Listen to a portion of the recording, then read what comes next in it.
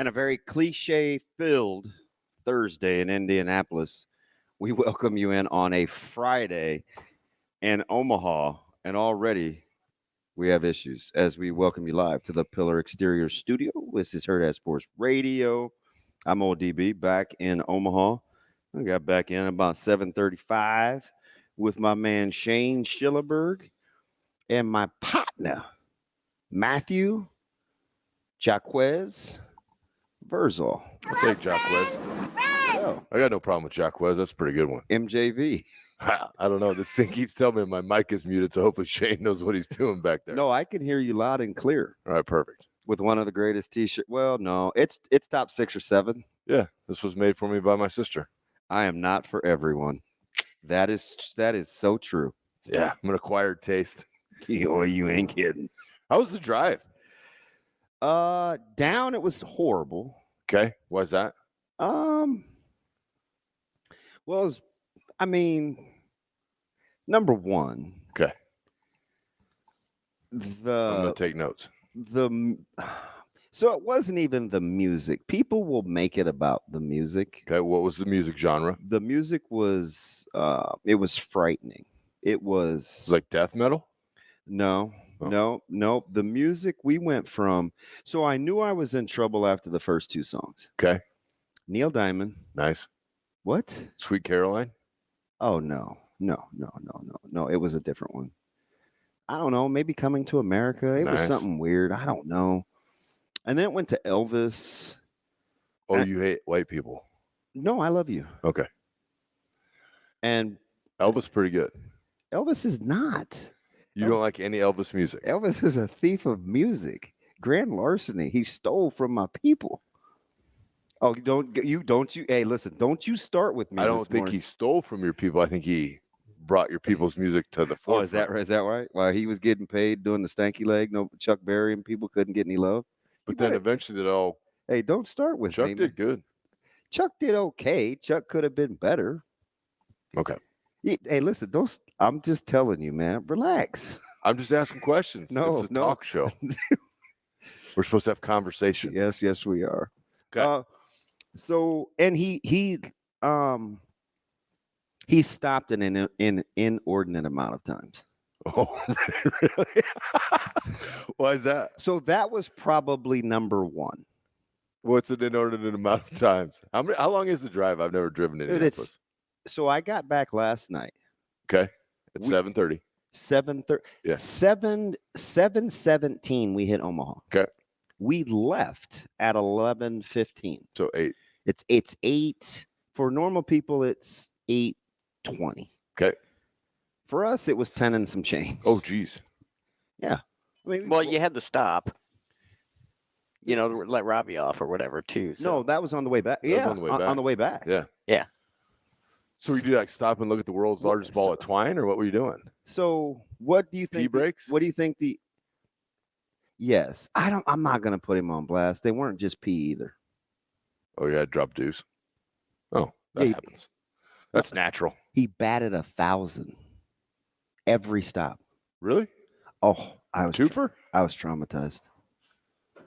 100% traumatized. I mean, you probably need to back down on the fiber a little bit, But I felt horrible because he never felt good. oh, he was sick. He never felt good the whole time until kind of Thursday night. He kind of came to, or Wednesday Came around, night. yeah. And Thursday morning, he was like, and he was a whole different person. You gotta get a little Pepto. No, well, my man is great. He bought, so it was about 2:00 on Wednesday. Yeah. At Indy. And I mean, he was laboring. He was totally gutting it out. And his deck scan thing kept going. God, that's a tremendous flavor. Thank you for bringing me one. Super douche. Wow. It's in the car. I want to see how you responded. Now you're responding like an a-hole, so now you ain't getting it. What? You're too old to be playing games. You just walk right into these Yeah, things. that's awesome. You just Good. walk I right love into it. love the setup. Why would How you do leave it in the car? How do you know this isn't yours? Because I want to see how you react when I That's open my mine. favorite flavor too. What I know flavor you're is gonna. it? What flavor is it, Damon? I can't read. It's too far away. It's watermelon. Yeah, it is. Delicious.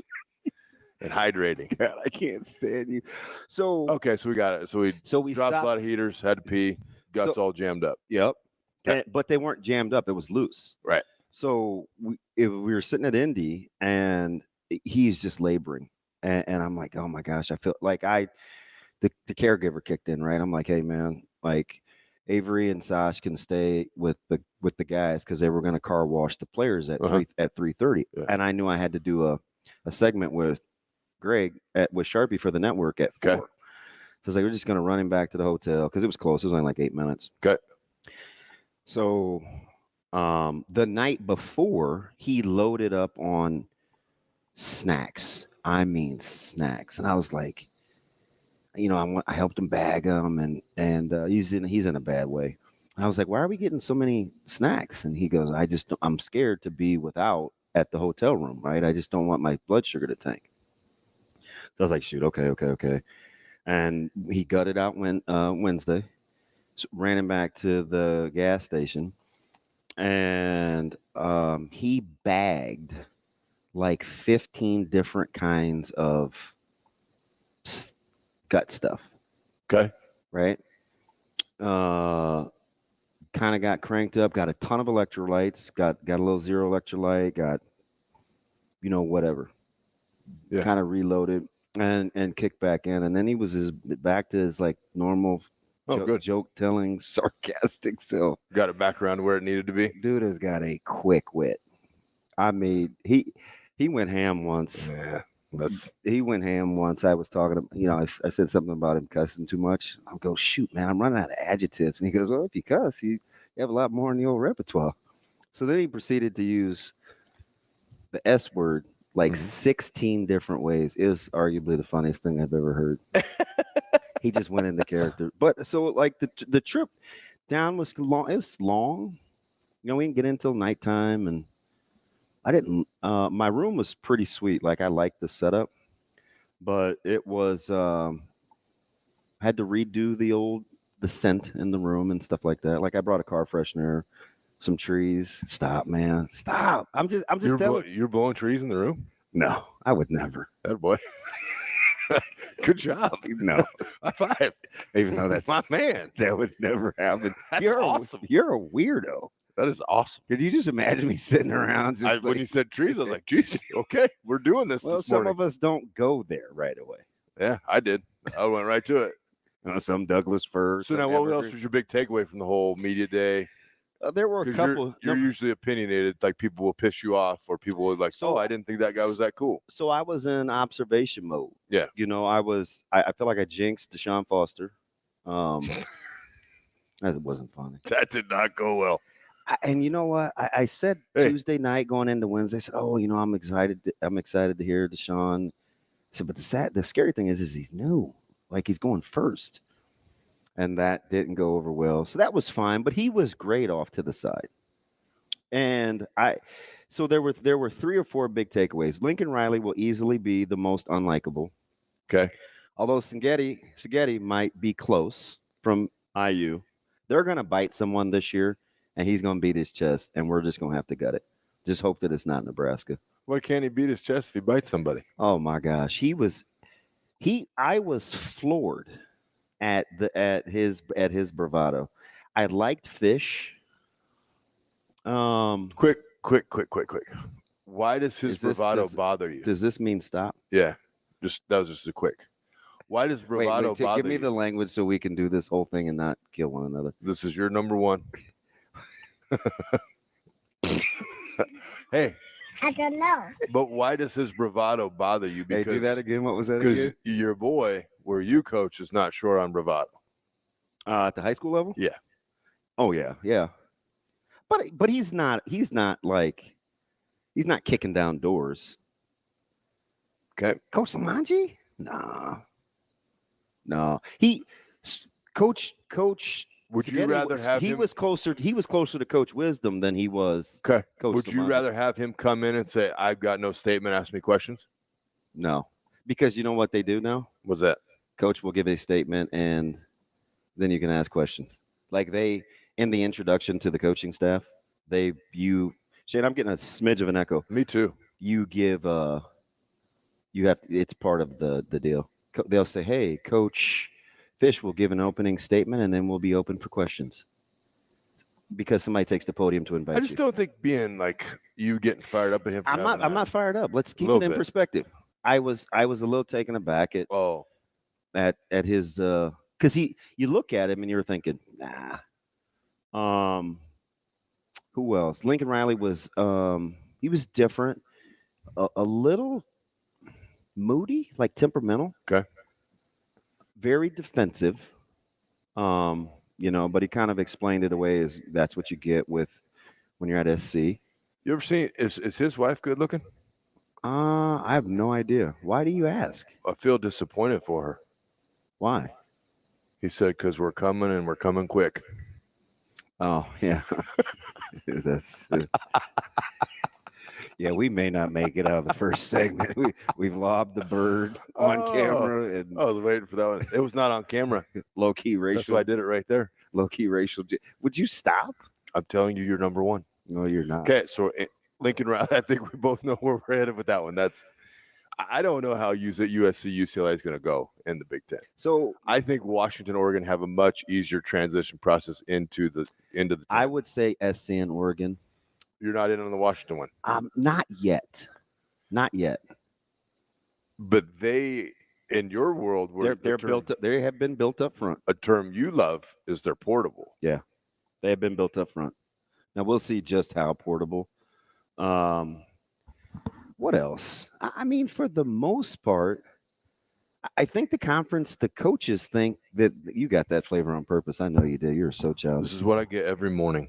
Is it? Yeah, 2 of them. 2 for like $4 or $5. So if I do an energy drink, that is an energy brand. That is my drink of choice as well. No free sponsorships. I didn't say their name. I know. I was just looking out for you. Yeah, Shane, you can hear the echo, correct? It's all the way down. Like it's on mute. Is it? Yeah. We've had that thing before, Shane, and then Sasha had to come in and hit a magic button. We'll get that figured out. She's got to be dead dog tired. Sash? Oh, that's the first time I told her last night.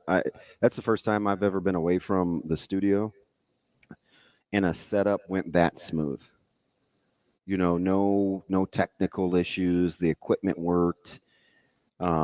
She got us wired in like right away. Sasha's a gangster. Oh, it's incredible. And my favorite thing, she doesn't dink around. She walks fast. She talks fast. She uses very little words.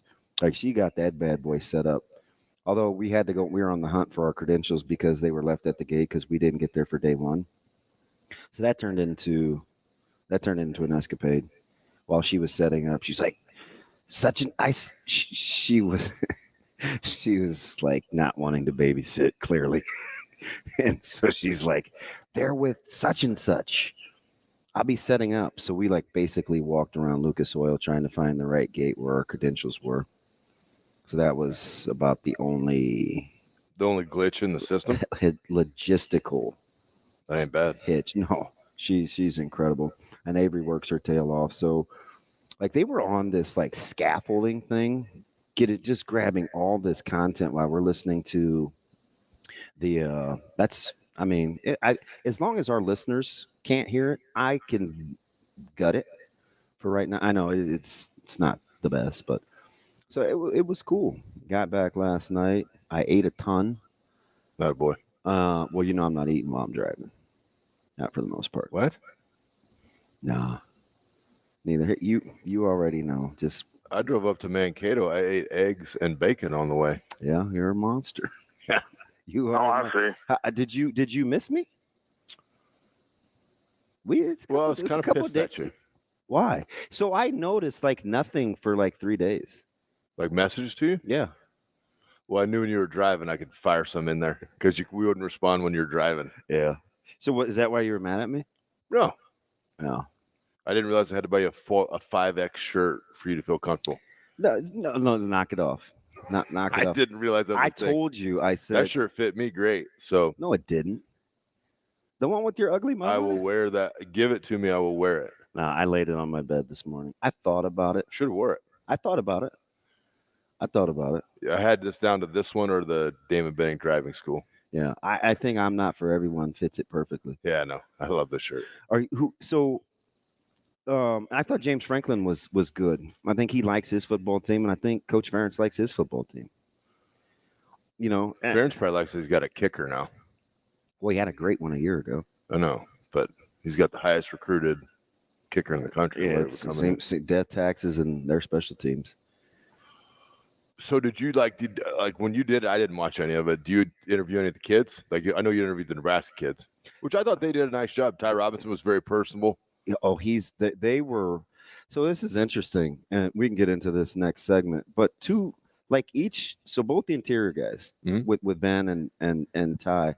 Ben was super honest about his transition, because I think people think he got to campus and like he was the anointed one, but it didn't go like that. That's when kind of the window was open for Justin Evans. Back then he was Justin Evans Jenkins. Now he's just Justin Evans. And, and I said, this was year one. I was like, keep an eye on this Justin Evans guy. Like because he kept getting reps with the top unit, and Ben hadn't like cemented his deal as like taking over that spot. And he talked about how it took some time, the knuckles up, the pro technique, different schemes, it's pro schemes. Right. And how much different it was from being at Arizona State. He's like, yeah, basically I'm not going to throw ASU under the bus, but the rigor wasn't the same. Yeah. He's got to lift in the You got summer. a big ASU listening base? Is that a respect? Like throw them in the sewer. They weren't working hard. Like this is not. I doubt the Arizona State crew is going to call him. These guys are jerks. That is not my style. It's not. I mean, keep it moving. Different strokes for different folks. Until Nebraska starts winning, I'm not saying anything. That truth. That's a great point there. Right? I mean, we haven't. But I did. And my other takeaway was how confident I think Coach Rule is. He's like speaking outwardly about how he feels, and he's left himself very little wiggle room. He hasn't attached a number to it, but he has said, "Hey, bowl game." He has said, "I think we're going to be very good." He has said, "I think we're a team that folks are going to have to deal with." Like he said some stuff where he, when you have a track record in something, I can appreciate. Like when you've gone through it and you've done it and you know what the progress looks like, and you start to see the markers as you're doing it again. Okay. Yeah, I know what this means. I do love his frame of reference because he's got a great one. He knows what it takes. For sure. When you have a situation too where, you lose a coach a month out from camp. Yeah. And his right-hand man. And no panic. Yeah. Like players didn't come out and say, "This is ridiculous. They're railroading my coach." It's like, hey, what's done is done. We're gonna meet the new guy. We're gonna talk to him. We're gonna see what happens. We're gonna go from there. Yeah. Like that, the maturity level of the players is the thing that I'm looking at. The what? The maturity level. Like they handle situations really well. Like the kids seem to be. Stop. You're frozen. That's great. That's great. So can I? It's not. Why do you say mature? Because you're mature. Okay. Are you just doing that? Well, you're an infant. But mature. But how they move through it's impressive. Like it's. So how about both Ben and Ty saying that they could play 9 or 10 guys? That was the thing that I was the most happy about through any of the little snippets that I caught. And they rifled off, like they weren't just saying that, they gave you names. Yeah, I mean, Ben Scott was like, our 2 deep is insane. And a guy that I've been high on, Judy, on the defensive line. Oh, he's coming. Here, he's there. Like he has got active hands and hips. He will jolt somebody, and you will know that you have been hit. And the funny thing is, we almost left him for dead. Like, I didn't. I've always been in his camp. Oh, is A&M guy not gonna pass? I mean, and quietly, yeah. He's but I rattled off 9 yesterday to Bruncy, and all those guys that had played. It's subtle substitutions. Those little subtle substitutions that go into games. Now they had to do some that we don't even talk about Mazuka and Hood out of necessity. Like they had to substitute guys in. But you remember when you're good with your first 5, and then every now and then just a random third series, it's like, hey, sophomore guard, go in there and see what you can do. And that's what Ben was saying. He's like, yeah, occasionally you can get another 1 or 2 guys and kind of swing left, right guys. But he goes, oh man, our 2 deep, like we're gonna be all right. The beauty of the plan that's happened though too is that we've complained and pissed and moaned forever for depth.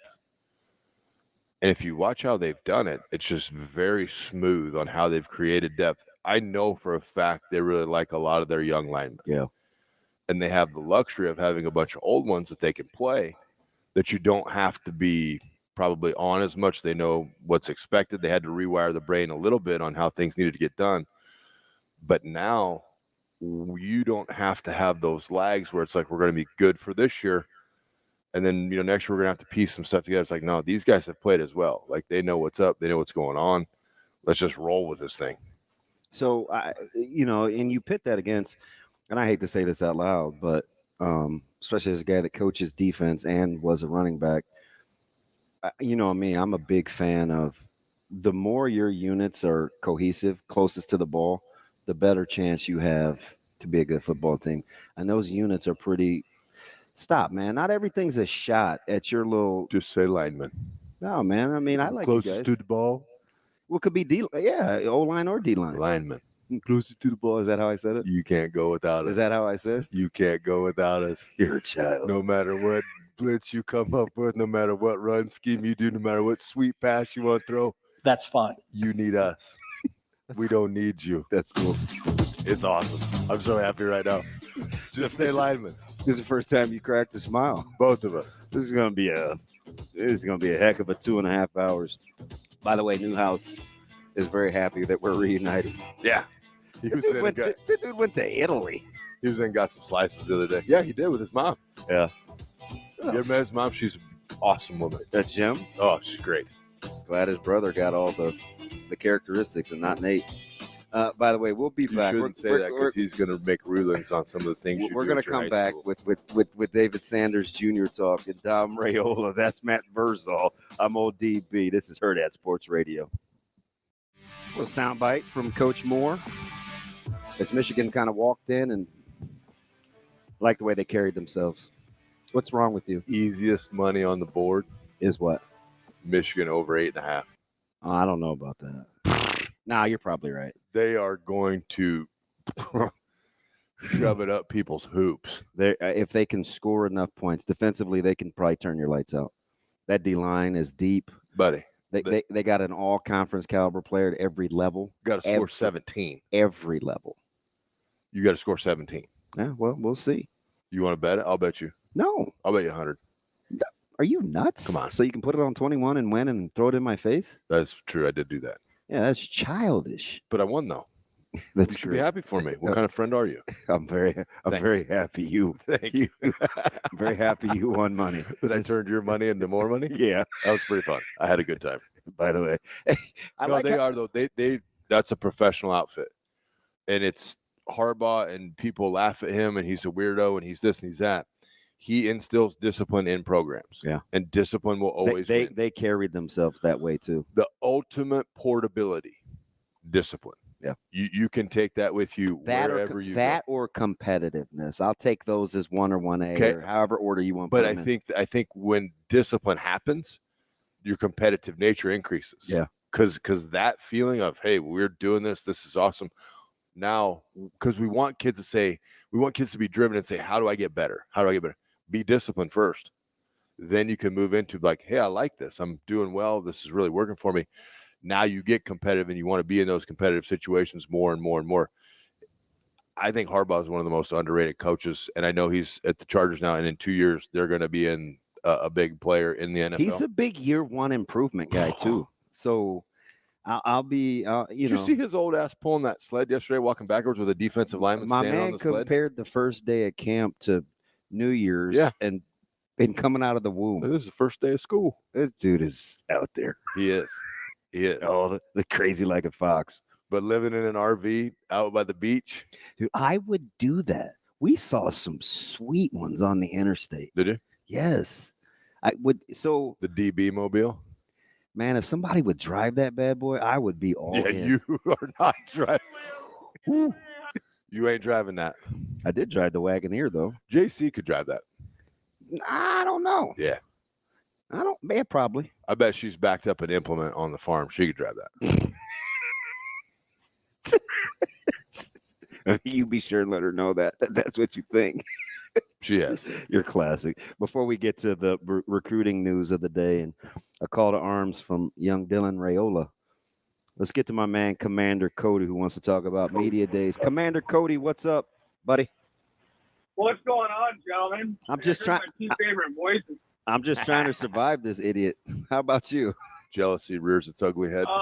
Yours. Well, I got to go see your idiot. What was that, about a week and a half ago, Verghese? Yep, it was. Did you get food Very poisoning? excited. Did you get? No, I had the best pizza of my life. Thank you. Yeah, Cody. it's you and Zoe. Take it back. That was mean spirit. I'm sorry. I'm so sorry, Matt. Rude, Hey. kinda. I am going to be rude after I say one really nice comment. Okay, go ahead. I was very blown away by old Row the Boat. Yeah. Very. The Flexter? Why? Why? Why? The way he carried himself, the way, like, he opened up about a little bit of everything. It wasn't very, normally he's very blunt and very in your face. I thought he was very, like, open, and I just really liked that about him. Yeah. That makes sense. He was the first one in the building yesterday, and he carries himself like a guy that is very secure. I don't mind Fleck Also, I really at liked all. that baby blue blazer. Yeah. So he was kind of making me nervous because every time he sat down, he had to like adjust his pants. I'm like, buddy, that means they're too tight. Like when you have like a 4-inch inseam, we got to do something different. That's not enough space. Just advertising. You just got to put it out there. That's what I got. Now my comment, since I complimented him, you could eat some 7-layer dip out of that man's chin. That is a treat. Wow, that's tough. According to reports, Okay, man, it was a bungee cord accident. He had to fix some things. Now, for my question, I haven't listened the last few days, but Shame on is you. the walk-on program dead? Yeah, I don't know what they're going to do with that. I think they're going to get creative. I think universities know that football has to run at a high level. It is going to absolutely be the gateway with admissions. So I'm not panicking over the state of football because I think the free world knows, and even the academia side of universities knows, they got to get in where they fit in, and sports is going to be a big part of it. What are the actual rules of it?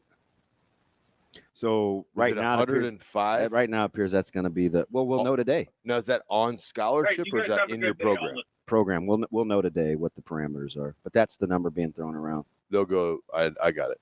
And Coach, you hear Coach Rule casually drop Tuesday or Wednesday, whatever day that was, Wednesday. He's like, yeah, thank SEC baseball for that, fellas. I was like, wow, Nice. scholarship number. But some other Hey. sports will get a bump, but he's a straight shooter. Hey, Code, what's going on in the wrestling scene in the summer? Did we lose him? Cody might have pieced out. That's all right. Yeah, he left. I think they'll go to practice squads. Shane, thanks for fixing the echo. I think they go to practice squads. They might. I think you do. They might. I don't know how they're legit, like the semantics of it, but I could see that happening. Yeah. How about so in the latest news? Hold on though, before we go there, is the 105 all 105 are on Hey, scholarship? listen. I don't understand it, so I want you to help me. You're a very smart guy. Don't let me fool you. Yeah, but is that how it goes? Sure. I No, don't I'm being know. dead serious. Listen, what part of I don't know don't you understand? I think you're sandbagging me. I think you know. I don't know. You're good friends with a guy that's kind of in control of a lot of stuff. I think you're just holding back now on we're me. good friends. You're great friends. Now we're great Yeah. friends. Now we're great friends. You are. Yeah, that's what we're doing this morning. But it's an interesting thing on how it's going to work. I walk-on's always going to have. It's got to have a role in college sports because there's always that story. There don't have to be a lot of those stories. I don't know the term that you'll bring those guys in under, but I'm inclined to agree with you. But you still think, and they're very maybe you bright. call it yeah. So there's some language you could probably use, boy, I mean, and you can really get into terminology like if that's 105-4 varsity, great. This is our freshman team. Yeah, you're thinking like a taxi squad. Yeah, Yeah. I don't know. I'll be curious to see if they put limits on I that. think it's fascinating on how it can go. Yeah. Because honestly, now an athletic director becomes a GM from everything I've understood, because you're going to have this pot of money and you can kind of divide it out the way you want. It's got top end limits, but you may say, hey, we don't want to do that. And does this destroy Title IX? No, Title IX. It's going to be Title IX compliant. That's Okay. the thing. It will be? Yeah. Because there was a talk about that for a while, that wasn't going to even, like, hey, good luck. It's over. I know. It's going to be fascinating to watch unfold once I get the hard, fast rules. Now, who do you think they're going to have somebody in there that they'll have to handle this? Like, I know they have the CEO of the outfit.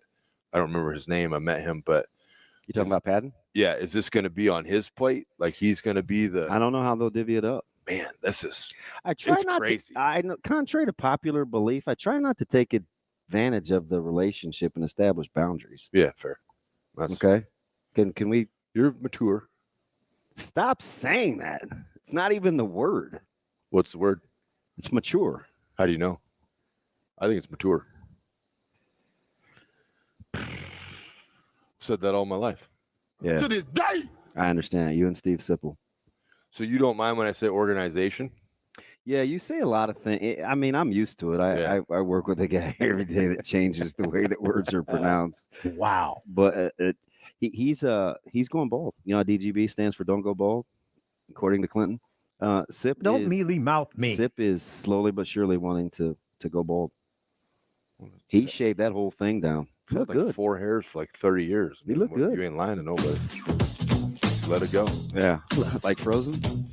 You watch kids movies? Listen, my like red shirt sophomore year, looked in the mirror, was like, we're just delaying the inevitable. Like, let's just do this. Get her going. Yeah, there's no need to fake this. Now I think this time, Although I can go to Turkey, and for $2,500, I get full head hair. I heard it hurts though. Don't do it. Well, of course it's gonna hurt. They're jamming other hair follicles into your scalp. Yeah, ass. You wait when I'm like 60, I got a full head of hair.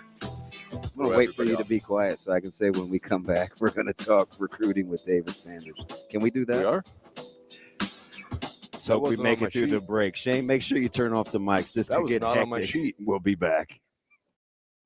We welcome you back in the Pillars Exterior Studio. Nailed That's it. what they should just shorten it. Studio. Nailed it. Thank you.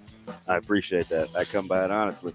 That's my man Matthew Jaquez Vrzal filling in for my man L3 Ravi Lulla, who is partying his brains out in Chi-Town. Partying? Probably. Oh yeah. I called him last night to get some clarification on the Dexcom and some On what? the thing that reads that lets him know his blood sugar levels. Oh, got it. And he was living his best life. So he just went to Chicago to party? So it's his anniversary. Got it. So dropped him off in Champaign because his boy Evan is there, who by the way was a good dude. He had the old school, you know how you do that dumb mustache, and you guys argued over whether the proper term was, and you terrified Andrew that day.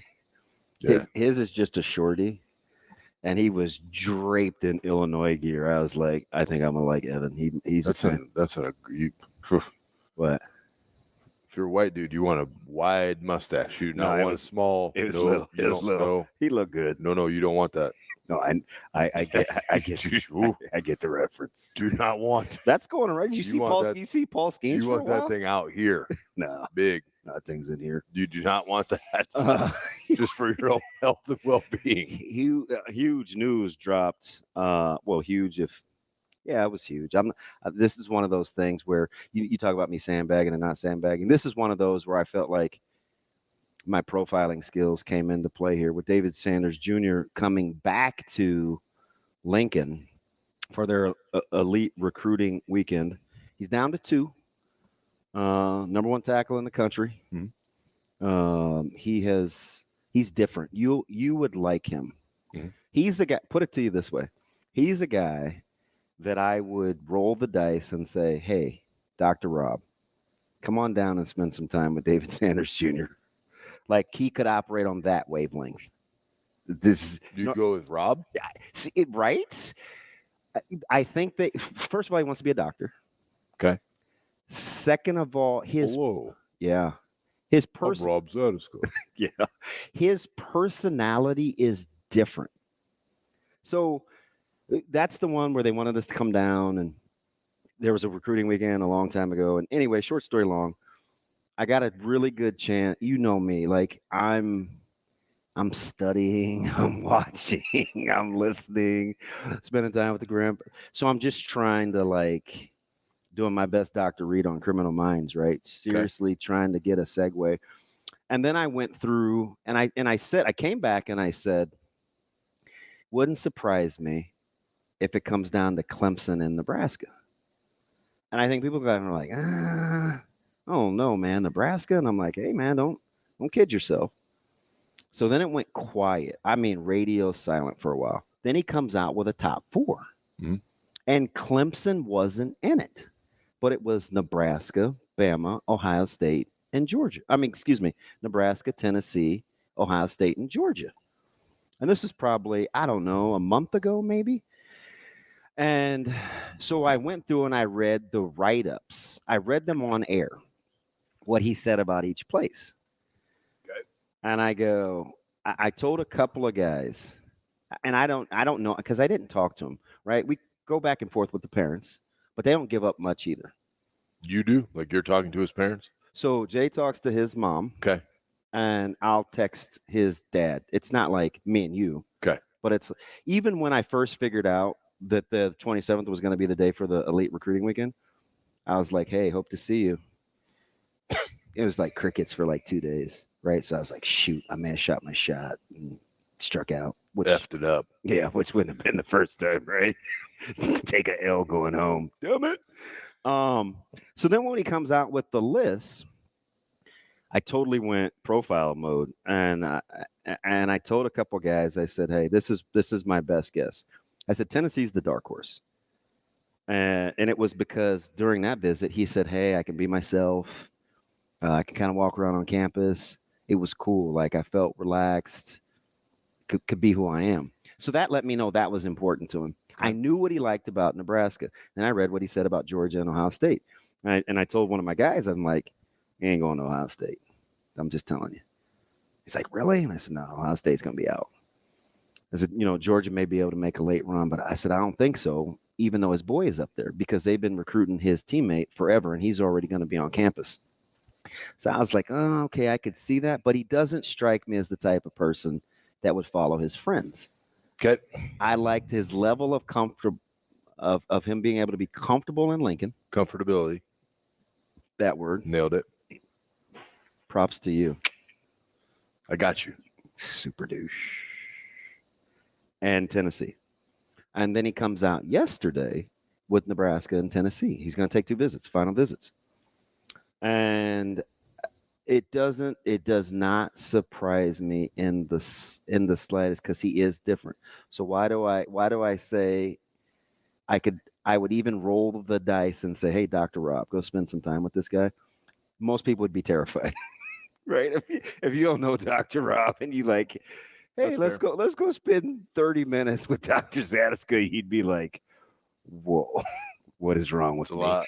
It's a lot going on it's there. a lot, right? I think he could vibe with him. That's the kind of person we're talking about. To be honest, do you think that the staff knows that guys like Rob and you and the right guys are there's a willing reason to help? Yes. Well, Okay. I mean, we were yeah, they know. Okay. They know the personality types. Okay. There's some guys you just don't want their help. And that's not being when mean. it's like, That's hey, not being mean. That's just being honest. hey, I know you've been there, done that with the recruiting. How about an OV this weekend? Some of them are. Some of them are 104 years old and just need to like calm down. Okay, stop. He's not 104, by the way. Some are that are up there a lot. I am old. I am old. I get it. So Dylan obviously has a really good relationship with him because of the Georgia recruitment, and they were thick as thieves. But on his first OV, they were in TCU because Dylan's sister was graduating, and Dom and mom, who by the way, she's fantastic. I don't know how Dom did it, but she's the GOAT. And they kind of they touch base, and I think I can tell this. I called Dom this morning early just to make sure I could say this, but he didn't answer. I called him. He didn't answer. Well, it's like Still saying it. It's in the fives, but I think it's okay because there's nothing to it.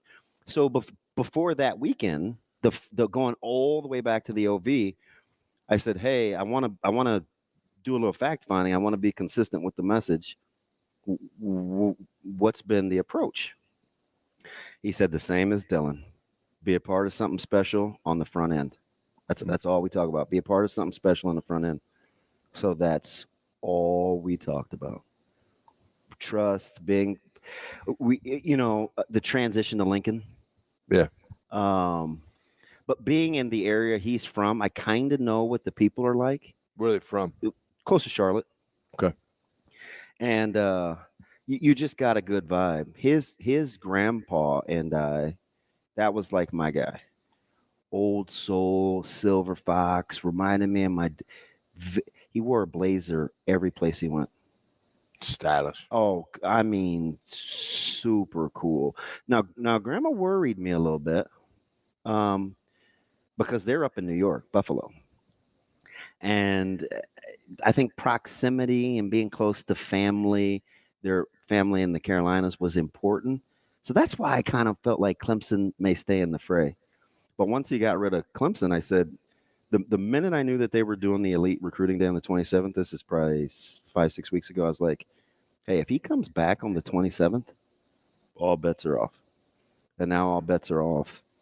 And young Dylan sent out a call to arms. He's getting him from Epley today at 1:30. I know. I saw that. Is that not incredible? Where you're like, hey, how many people do you think show up in Lincoln for a brief get a sight of, not even a meet and greet, to welcome the top recruit in the country? From what you said, though, is that what he wants? So Like that's this- going to be interesting. Yeah. Because I don't know if he's about the fanfare, but I do trust Dylan's judgment. Because he would know. He would know. And I, of course, I asked Caleb because they hit it. I mean, that was a good time. You talk about like-minded. Jeez, couple of nerds. But I think it will be okay. But they're not. Hopefully, it's just kind of we'll see. This is cool, and then they get down to trying to close this thing out because Tennessee goes last. So he's gonna do both. So this will be a quickie. What's the number one rule of TO, though? Do you remember that? When we were freshmen, and then we had that little meeting every year. Being a representative of the state.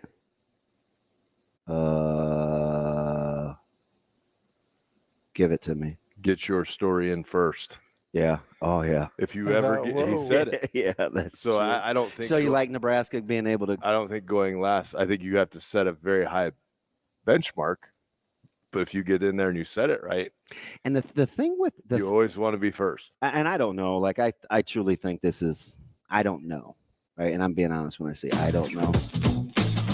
I think it's easier for Nebraska because it's hard to be more authentic than they're going to be. Yeah. They're not going to blow smoke. Yeah. No. Whoever commented too, yes, I know Title IX is federal legislation, but there was an article that I read where the college football programs may just pull themselves out.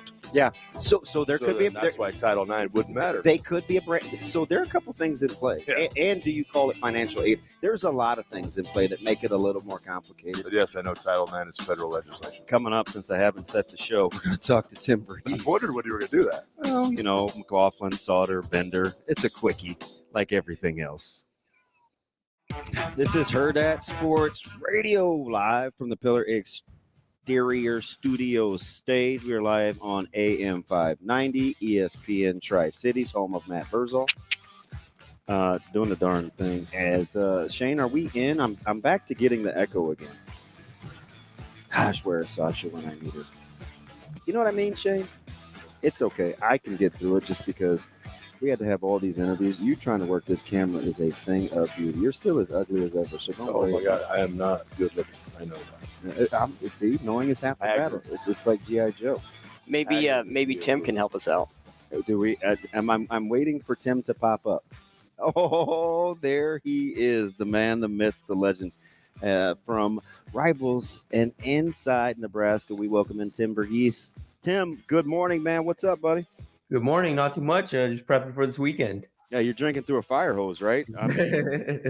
A huge weekend. Nebraska has dubbed it their elite recruiting weekend, right on the heels of camp opening. And I mean, get right to it. We'll start with the biggest of a lot of big fish. David Sanders Jr. down to just 2 schools, I think, visits with Nebraska and Tennessee. Nebraska bats first. Yeah. Kind of had an inkling these weeks coming into it. Just kind of when we got word he was planning to make visits, and just the wording we were hearing kind of felt like, hey, Nebraska's probably in line to get one of these. We just needed the official confirmation, official word, and sure enough, we got it yesterday that hey, he's coming. So, Damon, I mean, you saw the kid at Caleb's official visit, and you have a good understanding of kind of what this kid is. I'm very interested to see what Nebraska does this weekend, because I don't think, I think people have made this out to be like, Nebraska needs to get their NIL funds. They're trying out. This isn't a bidding war. That's not it. I'm Nope. You know what? And to your credit, you've said that from the jump, and you've been spot on the whole time. It's not This an isn't- NIL. yeah, right. And this is about development. This is about situation, and this is working for what makes sense for you, and because he's got kind of got the long road approach here. So I'm very curious to see kind of how Nebraska does in that department. They've done a really good job to this point. I think this weekend having Dylan Raiola around could prove to be big. Just having him in just in his ear the entire weekend, going, hey, Picking him up from the airport. How about that? Yep. Going all in. That's it. It's impressive peer recruiting effort. But yeah, I'm curious to see kind of how this weekend goes for him. Obviously a massive development that Nebraska's in here. I put it on our board, but the way I've kind of worded this the whole time has been like, I'm not giving Nebraska a realistic chance until they get him on campus multiple times. They're doing that now, so I'm giving them a realistic chance. I was reading all the write-ups, and on a couple, this is probably, I don't know, maybe around the first of the month, I just went through all the excerpts of what he had said about the last 4 schools, right? It was Georgia, Ohio State, Tennessee, and Nebraska. And immediately I said, Tennessee's the dark horse, because he talked about, and I was joking with Verghese. I like Criminal Minds, and I wanted to go to school to be a profiler. So I like understanding people. And I got the sense once he said he got a chance to be himself and kind of blend in Knoxville, I was like, oh, shoot, like that's Tennessee's going to be in the hunt. I read the blurb about Nebraska, but I understood that one clearly. And I said right away, not going to be an Ohio State guy. I felt like Georgia was ahead of Ohio State if I had to rank them at the time, just because how he described the relationship wasn't what he was after. It wasn't about them cranking out X amount of players in some sort of factory. For him, it was about relationships. And so I immediately excluded Ohio State. And with Georgia, they've got his buddy. So I was like, okay, I could see them making a play, but he doesn't strike me as the type of guy to follow his friends either. It makes sense in my head. What about yours, that it's come down to Nebraska and Tennessee? Yeah, I think so. I think the way this is kind of trickled down is kind of, it does make sense that Nebraska's here now and the other two aren't necessarily here. I think that makes a ton of sense right now, but I do also believe, I don't necessarily think you can count out either of those other two programs I know just yet. I know. But I do believe, I think you can safely say at this point Nebraska has a leg up on Ohio State and Georgia kind of going into this final stretch of this recruitment. Tim, what does the sell become like when they get the kid on campus? And there's a lot of other guys on campus, and I want to kind of pick your brain about some of the other visitors this week of what you think their possibility of coming to Nebraska is. But how does Nebraska differentiate themselves from everybody else? What do they tell the kid that's unique about them that makes it different? Are they still selling the vision of building? I think the vision of building, I think the vision of development, I think the staff kind of wants to be able to point to their track record of development and their ability to manage David's like health and body the best way possible. I think that's big here. Like this is a kid that, I think he's still sitting around 265, 270 ish. Like he's still slim, and that's on purpose. Like he wants to be like, he's pretty much told coach, we're managing my frame this way right now. Once I get to the college level, you can pack the pounds on, which is a very mature thing for a kid of that age. And again, clearly shows he's got a long-term approach to this whole recruitment. I think being able to point to Nebraska and go like, hey, Nebraska is going to pitch them on the nutrition program, on the strength and conditioning program. Like, we're going to get you up to the weight you need in the most healthy way possible and in the best way possible. We're going to help you take care of your body like every step along the way. And every program can pitch that, but Nebraska prides themselves on that. And I think that's going to shine through. That's incredible insight. Hopefully people that are missing this live, I'm going to pump them to go back and listen, because in retrospect, as I look at what drew the most interest from their interaction, if it wasn't the player panel, which was fantastic with Canuck and Vincent Carroll Jackson and James Williams, it was the amount of questions that they asked to Coach Campbell and his staff, and Kristen Coggins, by he I mean David Sanders Jr., about the caloric intake, the nutrition, how to fuel the body, the Dex bone scans to see how much weight folks could carry. I bet you his dad probably asked 4 or 5 questions during that nutrition and weightlifting like demonstration part of the visit. So the more I hear you say that out loud, that might be an undersold piece. Because, Tim, I've said all along, if Nebraska could find a way to take Kristen and Corey Campbell on recruiting visits, they should. Because it's hard not to be all in on how connected they are through development. Oh yeah, no, absolutely. Damon, I was going to flip this on you like a little bit. Like, you were on the visit. You were on the visit with him. Kind of. What do you think is the key here? Like, what's left for Nebraska to kind of show him? So I think for him, it's 3 things. Number one, it's the family unit structure. He's got younger sisters. He's very diverse, right? They don't talk about football and sports a ton at like the dinner table around the house. Like, it's not that nobody wants to hear that. It's just not that's not what ties them together. The connectedness of the family is what ties them together. Number 2, I do think it's the development. Like, where can you take me that I'm not already at, where you're going to invest in me as a whole person?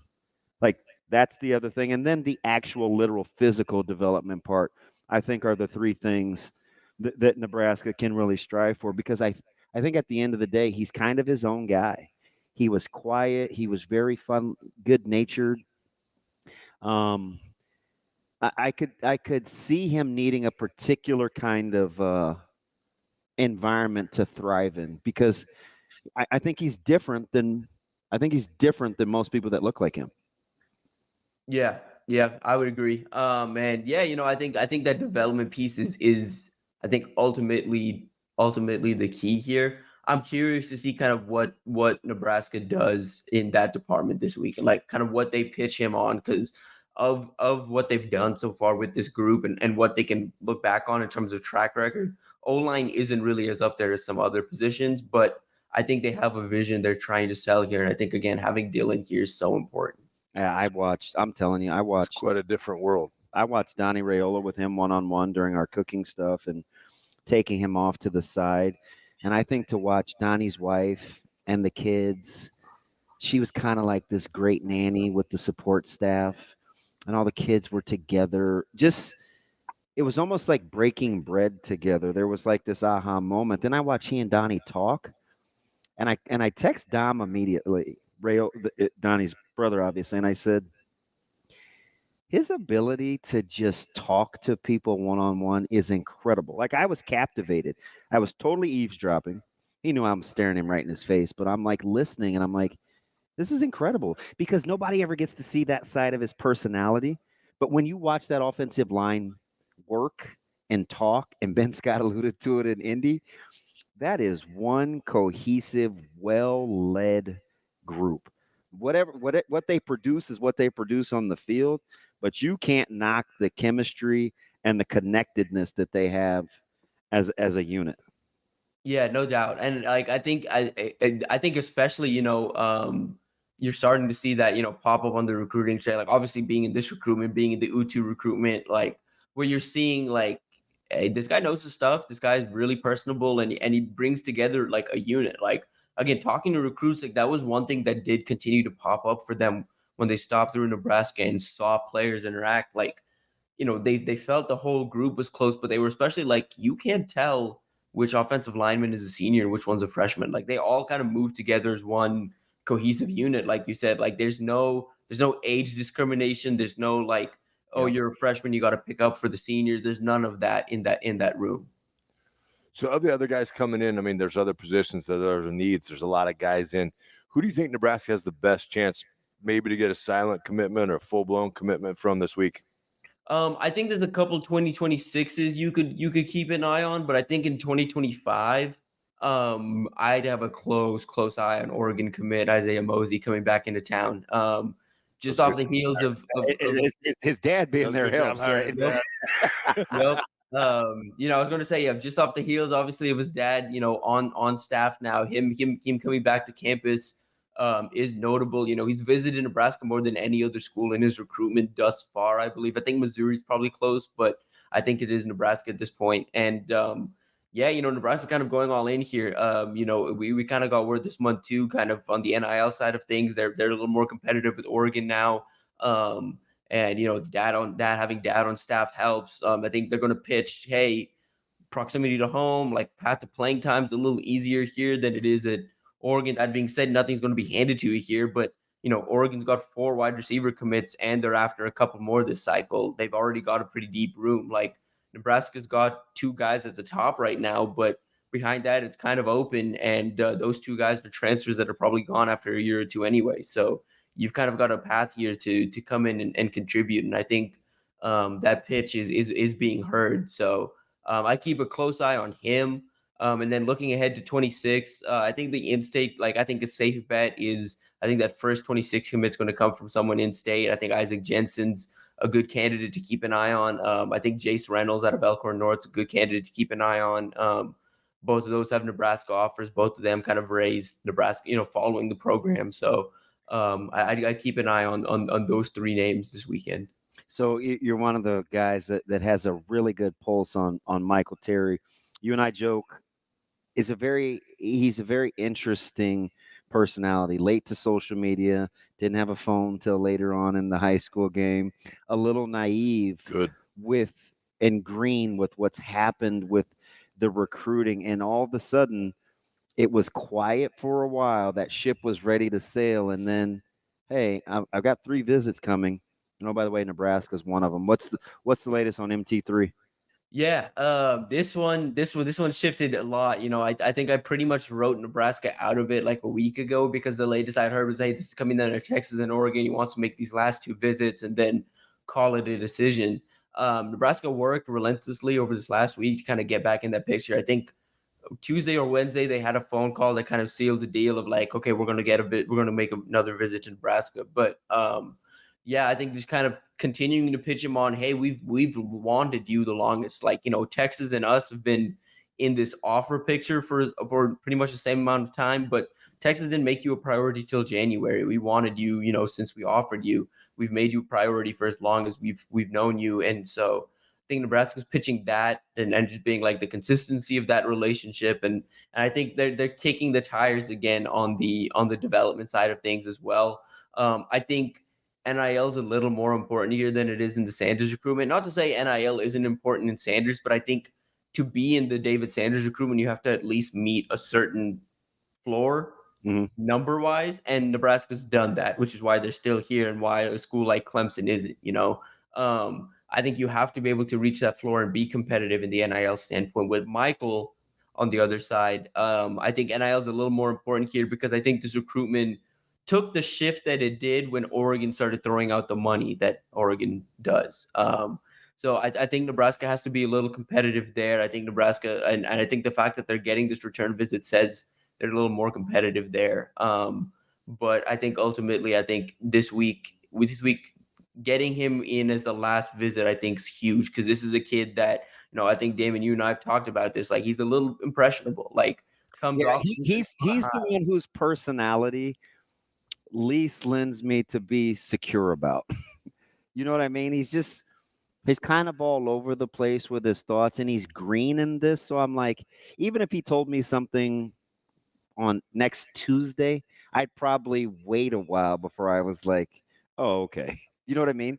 Like, yeah. Like whatever intel I put out. He's a total wild card.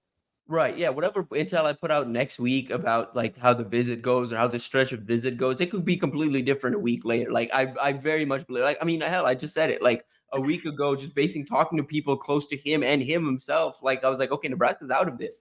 And now Nebraska's right back in it because, just some conversation. So I think them getting the last visit really helps because I'd expect a decision relatively soon after these final stretch of visits are done. And I think Nebraska's able to make the best last impression. I think that could go a long way. It's an interesting situation because you can really open this up to a bunch of things. It's like, well, we were out. Maybe that NIL number changed, and now we're back in. But the question to me is, do you want to play that game? Yeah, like, that's what I was going to say. Like NIL. That's what I was going to say. Here's how you lever Nebraska. You tell them that somebody else is giving you 100 G's more, and they'll come back with 2. Rule is just not going to play that game, man. I just it's can't just such see a him. Crazy world. I just can't see him doing that. You have unarmed people trying to negotiate things, and they're just throwing numbers out and waiting for people to call bluffs.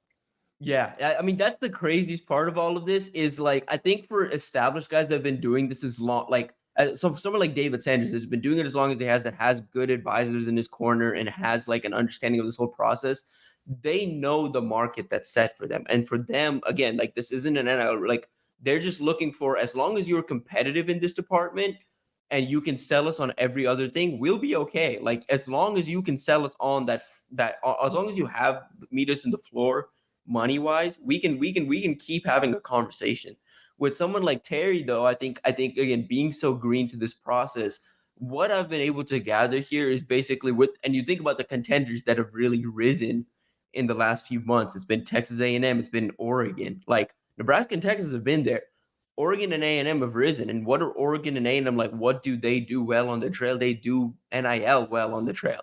And so I think that's what this recruitment is somewhat turned into is because he is so green and because a school like Oregon is now involved and they are so aggressive and they want him so badly, you wonder if you get yourself into a bidding war situation here. And I think if that happens, or Texas won't pull themselves out, but I think Nebraska, if it gets to the point where it's like they're the only thing they're really looking for is more money, I think Nebraska is going to quietly like kind of buy out of this and be like, we'll circle back later down the line. But if this isn't working out right now. Spot on. Hey, Tim, how many kids do you see now when you talk to them about how they're handling this that have hired advisors? Or is it still a lot of people trying to do it in-house with mom and dad or an uncle? Or are they actually out like doing it with a company? I think a lot do it in-house, but I think the very top end, like the top 200 to 250 recruits, and then a handful of others, especially in these hotspot recruiting areas where, like in South Florida, everyone has some type of advisor because so many people have gone through that process. Houston's the exact same way. I mean, there's a bunch of characters in Houston you need to kind of know to know recruitments down in Houston, just because there are individuals that pretty much manage a bunch of different recruitments. So you have to have relationships down there to be able to even get into some recruitments, but then on my end, obviously understand what's going on in some recruitments. You have to have some of these relationships. And then I think the same thing in Dallas, same thing in St. Louis. Kansas City's kind of getting to that point, but not enough like high level recruits there just yet. But some of these hotspot areas for sure, I think you see it a lot more. But individually and for some people, it's as simple as like, oh, my uncle was recruited to play to run track, or my uncle was recruited for not necessarily football, and they're like, he's giving me advice in this process, and it's like, it's not a one-to-one situation. Like recruiting is a lot different now than it was, 10 years ago in a non-revenue making sport. Like, I was a golfer 40 years ago. Yeah. I got it. How do you guys like, Tim? Why didn't you think in just a year and a half Nebraska's got it to where they can use the portal and kind of NIL as a plug and patch holes versus building the roster? I think you can look at the roster and see it. They can use the portal and NIL exactly how Coach Rule described, maybe to fill a hole or two, but it's not the end all be all. He did that in just a little amount of time.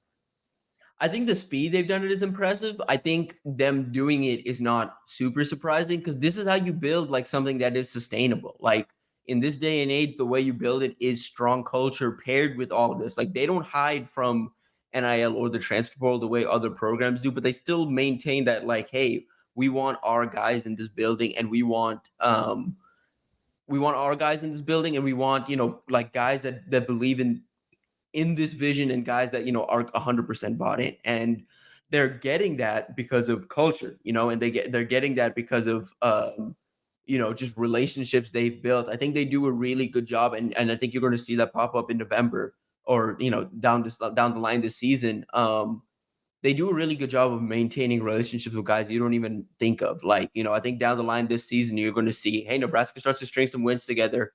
Why are they suddenly in it with this name? Why are they suddenly in it with this name? It's because behind the scenes, they do a really good job of communicating to the point that, like, once players start to see results and recruits start to see results, I think you're going to see recruiting figure itself out real fast, because they have so much everything else checked out. Like they've got, like you said, like NILs, like they meet the floor there. So it's like, that's not something they need to necessarily worry about, because for the most part with them, it's like, we're going to sell you on everything else first. And then if it comes down to it, we'll be competitive on the NIL side of things. Don't worry about that. But we want to sell you on everything else this place has to offer.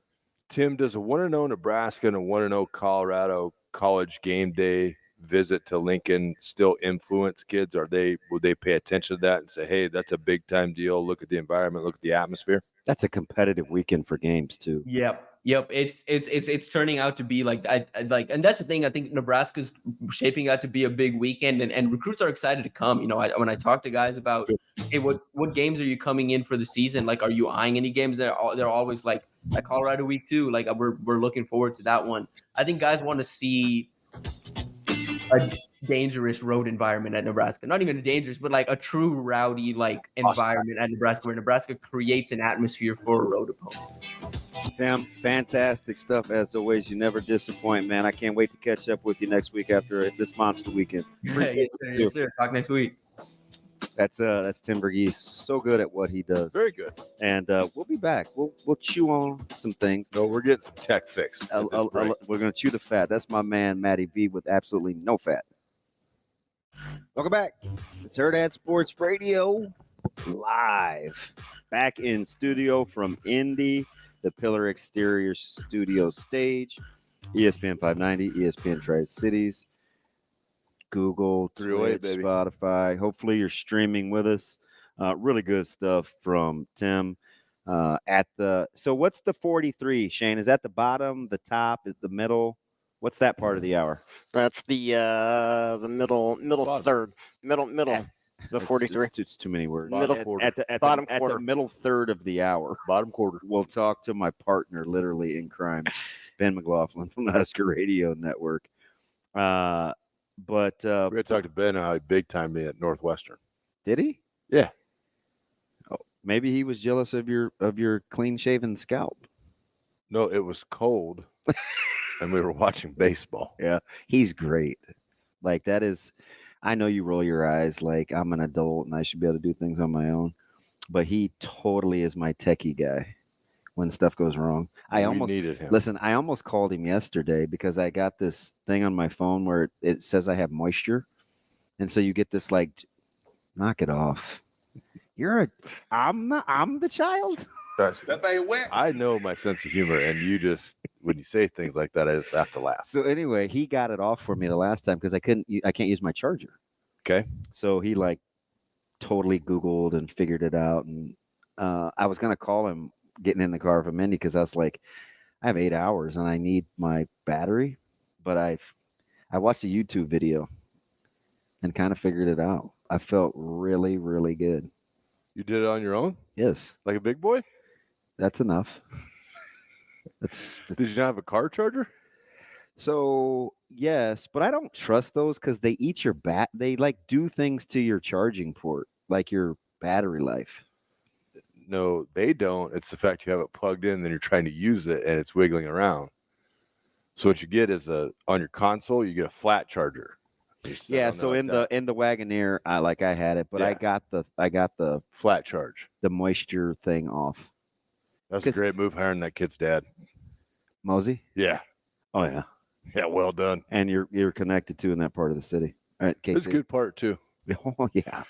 Hey, who is you guys are going to KC to play? Who's Football? you guys? West Side? No, that's Prep. Prep's going to KC. Yeah. I thought Prep's going to St. Louis. Who are they playing? I think of the out of town teams, Prep may have the toughest matchup, but I forget. It's Ooh. No, you're talking. You think Arizona? Cherry Creek. No. They're down a little. Well, at least it's hard to in high school because you can get a couple of players and it can change. Yeah. But they haven't been the Cherry Creek of old. Now they used to be a monster. Ooh. Buddy, they were a wagon. Oh, I know. But hey, so who is Prep playing? I can't. Which, by the way, I think this is all very cool. I can't remember. Is it another Jesuit? I'm gonna ask Sautter. He'll know. Oh yeah, we'll ask Mikey later. Okay, we'll get hit and get easy because I think he's coming in studio. So keep it to a minimum if he gets on your nerves in a hurry. He won't. Okay. Did you say that about me? I won't. You're always there though. Why did you try to text me as though you want to convince me that you're nice?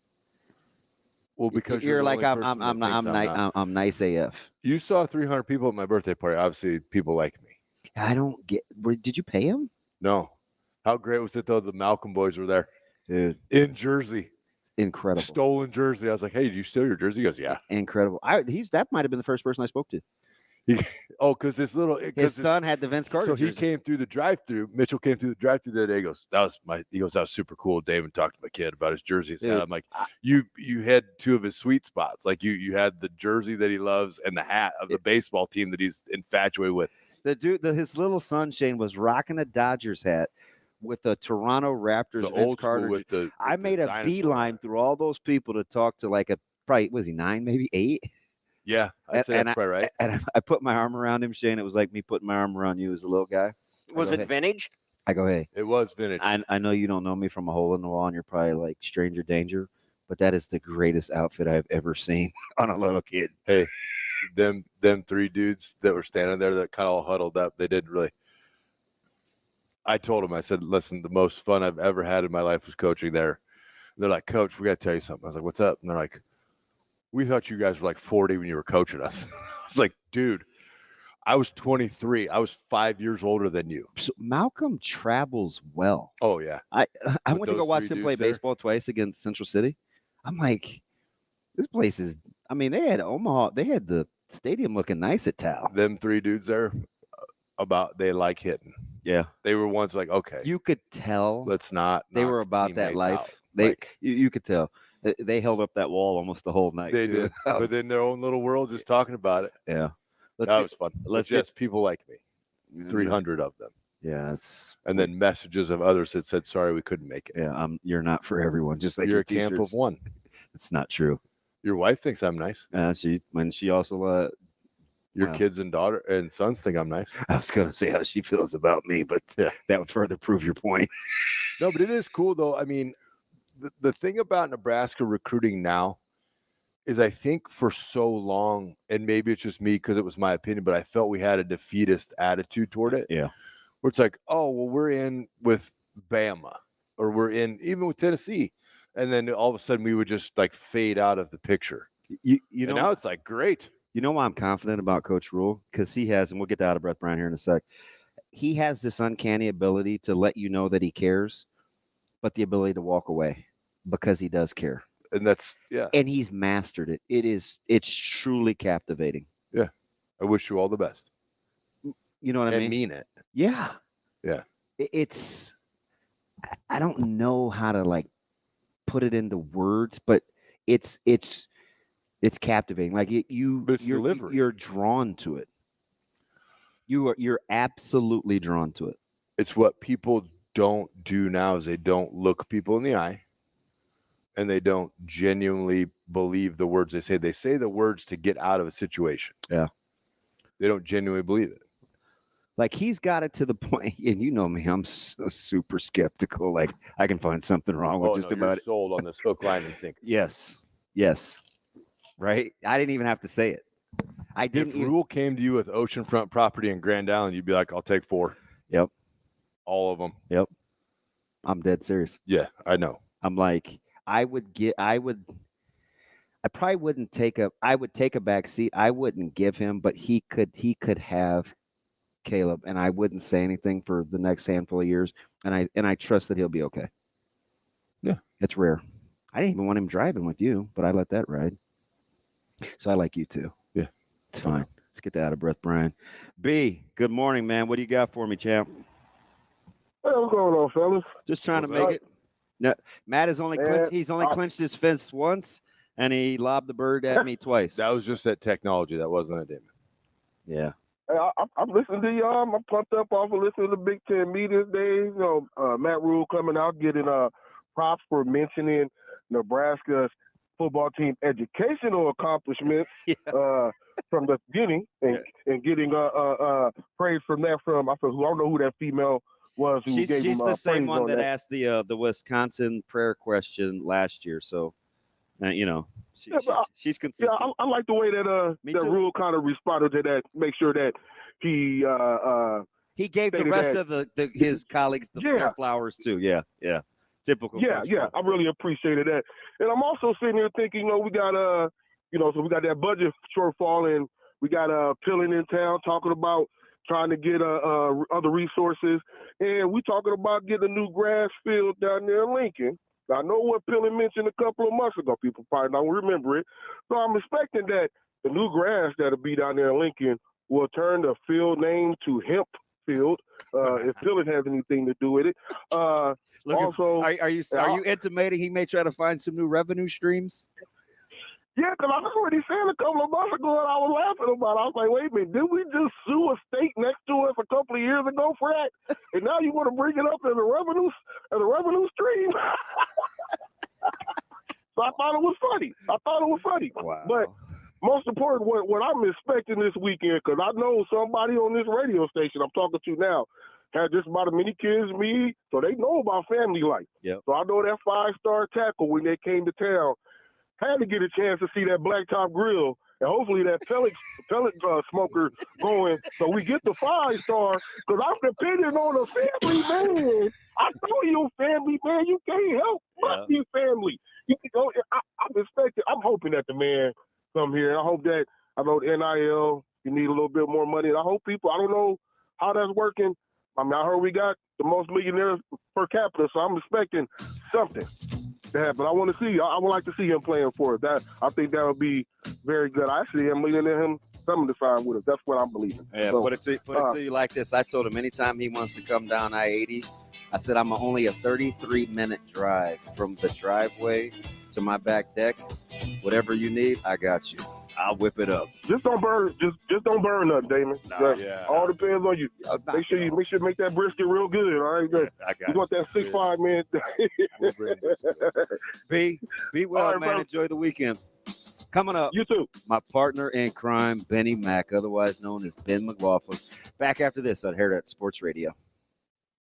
You want to do the welcome in so bad, don't you? You're like, can I be the number one? You can if you want. No, you're good. All right, welcome us back into the Pillar Exteriors studio, ESPN 590, ESPN Tri-Cities, as we welcome in my man from the Husker Radio Network. He actually has a real job, too, but I try not to give him up in case he's like incognito.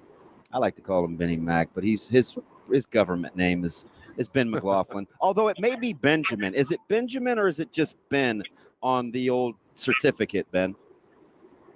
It is Benjamin, and I can always tell the temperament of my wife by what I get called. So it's good to distinguish. Wow. She'll drop a Benjamin on you? the rare occasion, and at that point, I know, just grab the pillow and blanket. The couch is calling your name. Hey, I gotta ask because, we obviously do a lot together in season. Let's go to, let's say, post Maryland, right? You and I are doing the post game in Lincoln.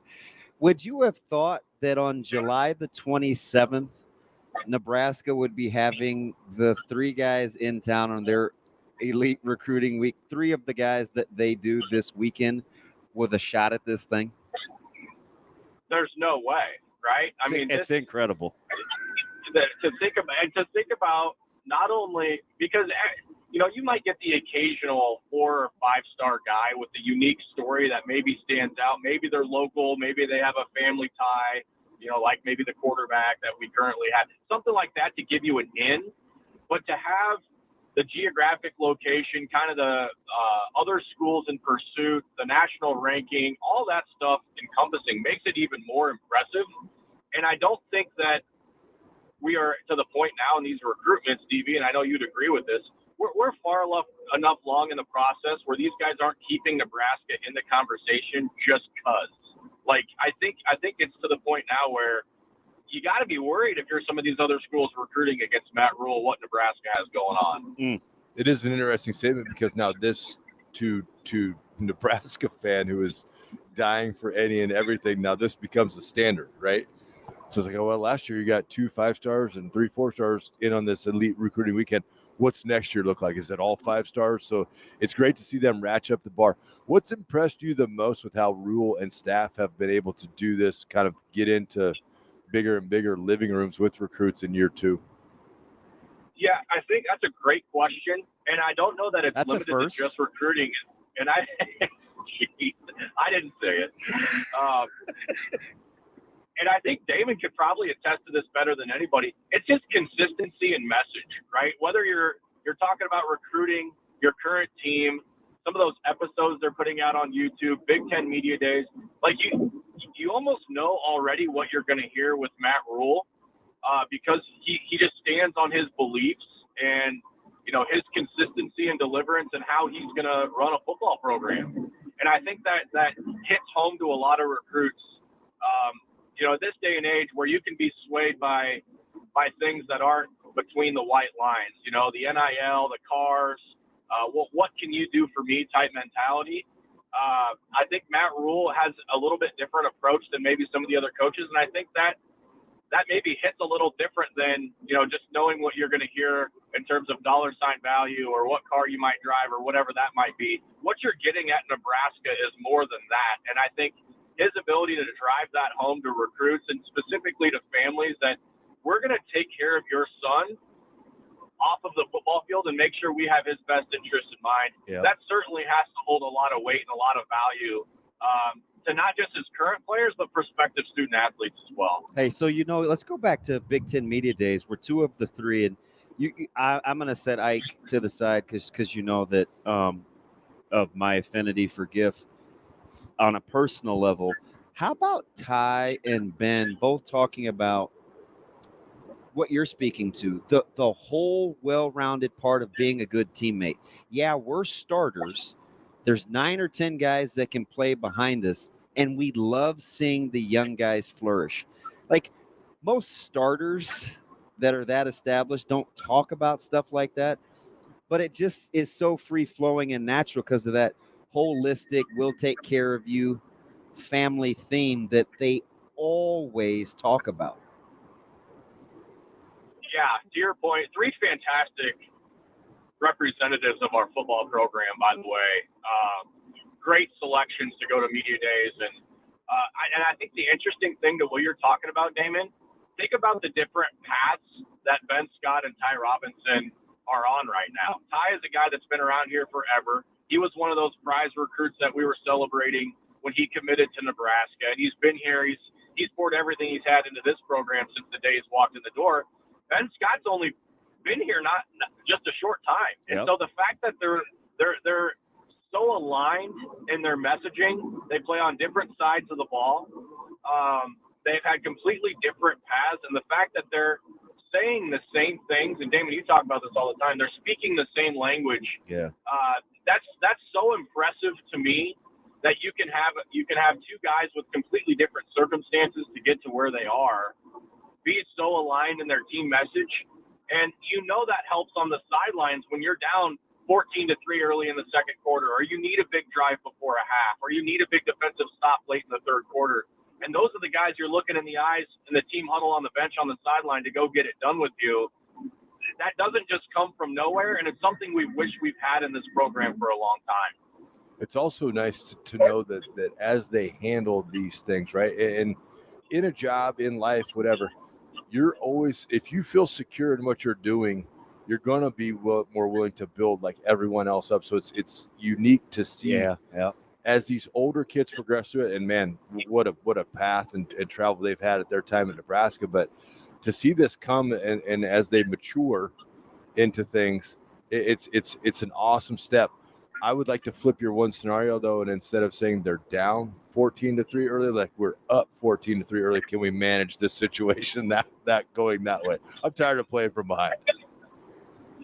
Yeah, I think we can all agree on that. There's no question about it. I just think, and you've heard it a lot this offseason about how Matt Rule is preaching to his guys on the football field or off, how they respond to adversity. Yep. And how everybody's got things going on in their lives.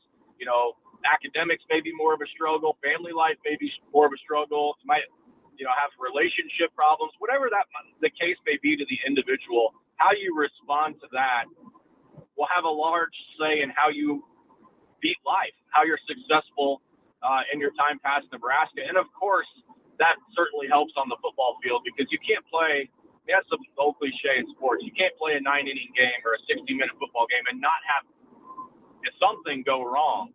It's how you respond to when those things go wrong and how you not let it snowball and avalanche. That's where this team's gotten themselves in some trouble. But I love the way that he is preaching that into the fabric of their everyday lives. So they're prepared for that.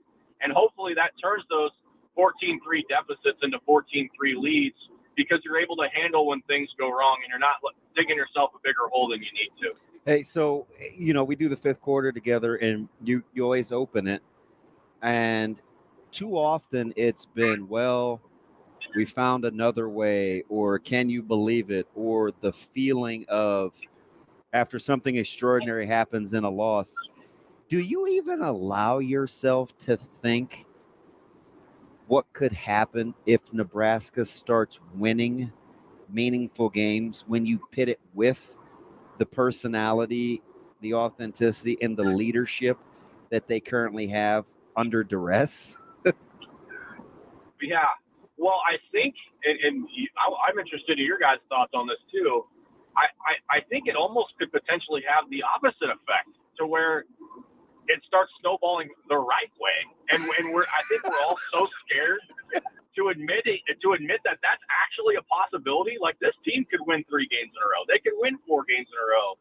They could be in the breath of a top 25 team. Like we're so scared to allow ourselves to go there because of what's happened the last 10 years or so, that the fact that is potentially a reality with who you have leading the way, and also some of these guys that we're talking about with Giff, with Ty, some of those guys on the offensive line, when you have some of that leadership in place, not only from the coaching staff, with the players, I hope you're allowing yourselves to believe that that's a possibility because I certainly think it is with this version of the Cornhuskers here coming up in late August and beyond. I'm genuinely interested to see what happens when that success starts hitting and how they're able to handle that, because that's what we've been asking ourselves for years is what's happened if this team catches a spark. And we've learned to this point they haven't been able to hold that spark. But I think now that they have the infrastructure in place, holding that spark becomes a lot easier. Is it bad, Ben, that I think that the team will handle success far, far better than the fan base will have? We will be unbearable if they start to win games. We will go back to being the most hated fan base in the country. The amount of pent-up frustration and deleted tweets our fan base has had to have the last 7 to 8 years, buddy, they are ready to just send the dogs on the nation if the Huskers can start winning some football games and back to where they've been sitting on so much material for the last 7 to 8 years. Listen, that they're ready to let some of the world see some of it. Whatever bowl games are listening right now, God help your city if we get to 6 wins, because they're becoming deep and they're going to become with cash. Don't sell the parking lot for tailgating. Put a screen up there and sell tickets as if they're at the game, and you'll sell the parking lot out too. Like it's somebody's going to get flush with cash if Nebraska makes a bowl game. Hey, by the way, too, me and you, B-Mac, we may be in, I don't know. I guess the floor would be Detroit, but can you imagine man, us saying Merry Christmas to one another? Ben, Oh, when I'm freezing my ass off at Northwestern watching baseball, do not walk past me because I say, "Hey, Verghese, what's up?" what happened there? Did I just not see you or what? Because that was a good weekend. Buddy, you just like Typically, right I'm on in my a good face. mood when the Huskers Couple of big timers. You legit just crossing walked it. right by my face. I was like, "Hey, there's Ben." They're like, "Oh, guess Ben doesn't want to talk." Okay, onward.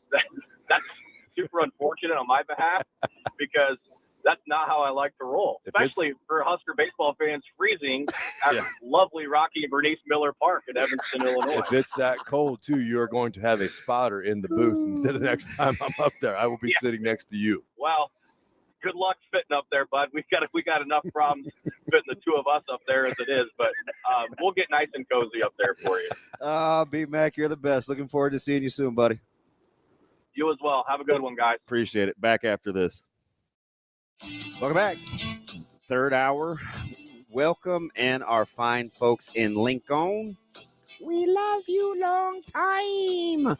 As we are live at our Pillar Exterior studio stage in Omaha. Deaf and blind. Matt Jaquez Vrzal filling in for Ravi L3 Lulla as we welcome in Mr. Michael Jerome, New York Jets. Get that Jets logo in there. Sautter. I made sure I'd tip that down just so you could see. Your guys' T-shirt game is impressive today. JTS. I already gave you your love. I don't even know what I'm rocking under here. It's probably too small, and you don't want to look jacked like Tony. So no, he's like a double X guy. Everything. You guys are both a bunch. He's not a 2X person. He just gets double X because I need a double X. We gotta have room. Hey, is that my voice, you guys? My guns are too big. I don't want to look jacked. Look at the two bald guys having jokes. Is that funny? I thought you guys would be a little more entertaining today. I guess that's why I'm here for this next hour. No, so the funny thing about Matt is and thank the Lord, sweet baby Jesus, he was so distracted over the echo. It was you gotta turn your computer off. It was plugged into this. It was on mute. It was internally driving him crazy, so he couldn't even get off any scuds. It was mute. No, Damon just kept talking over everybody, so I couldn't really talk. Yeah, that's a lie. I'd say go ahead and drink your liquid death and speak it into existence. How about that? Because they're delicious. Yeah, because if there's any resuscitating, that I quit drinking all that. You're out. It's just water. Okay. I might need to see the ingredients. You're all healthy guy now? Yeah, I was going to say, now you're the fitness expert. No, He's out running. Mike was running. I was running. Like Forrest himself. That's right. I gave up soda. I call it Contents soda. water. I do too, actually. Soda is, I quit soda July 1st, actually. I haven't had a soda since July 1st because I was drinking about 3 of them a day. Were you really? Yeah. And you were still buying 2 liters, bless your heart. Not 2 liters. I don't even know how you kept the bubbles in that thing. Not 2 liters. You open it up and it went. Bottles for other reasons. You knew too. If you did that as a kid, you're getting your ass chewed. Yeah. Like if it didn't have any to it, you're like, oh.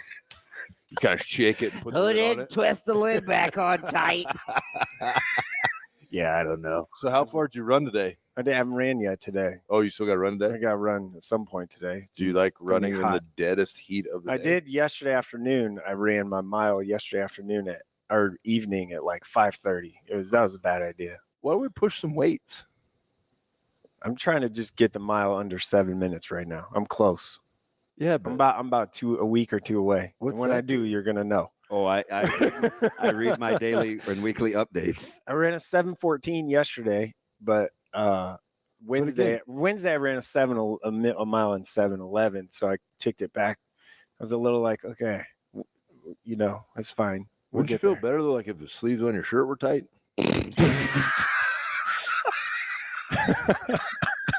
That's just an honest question.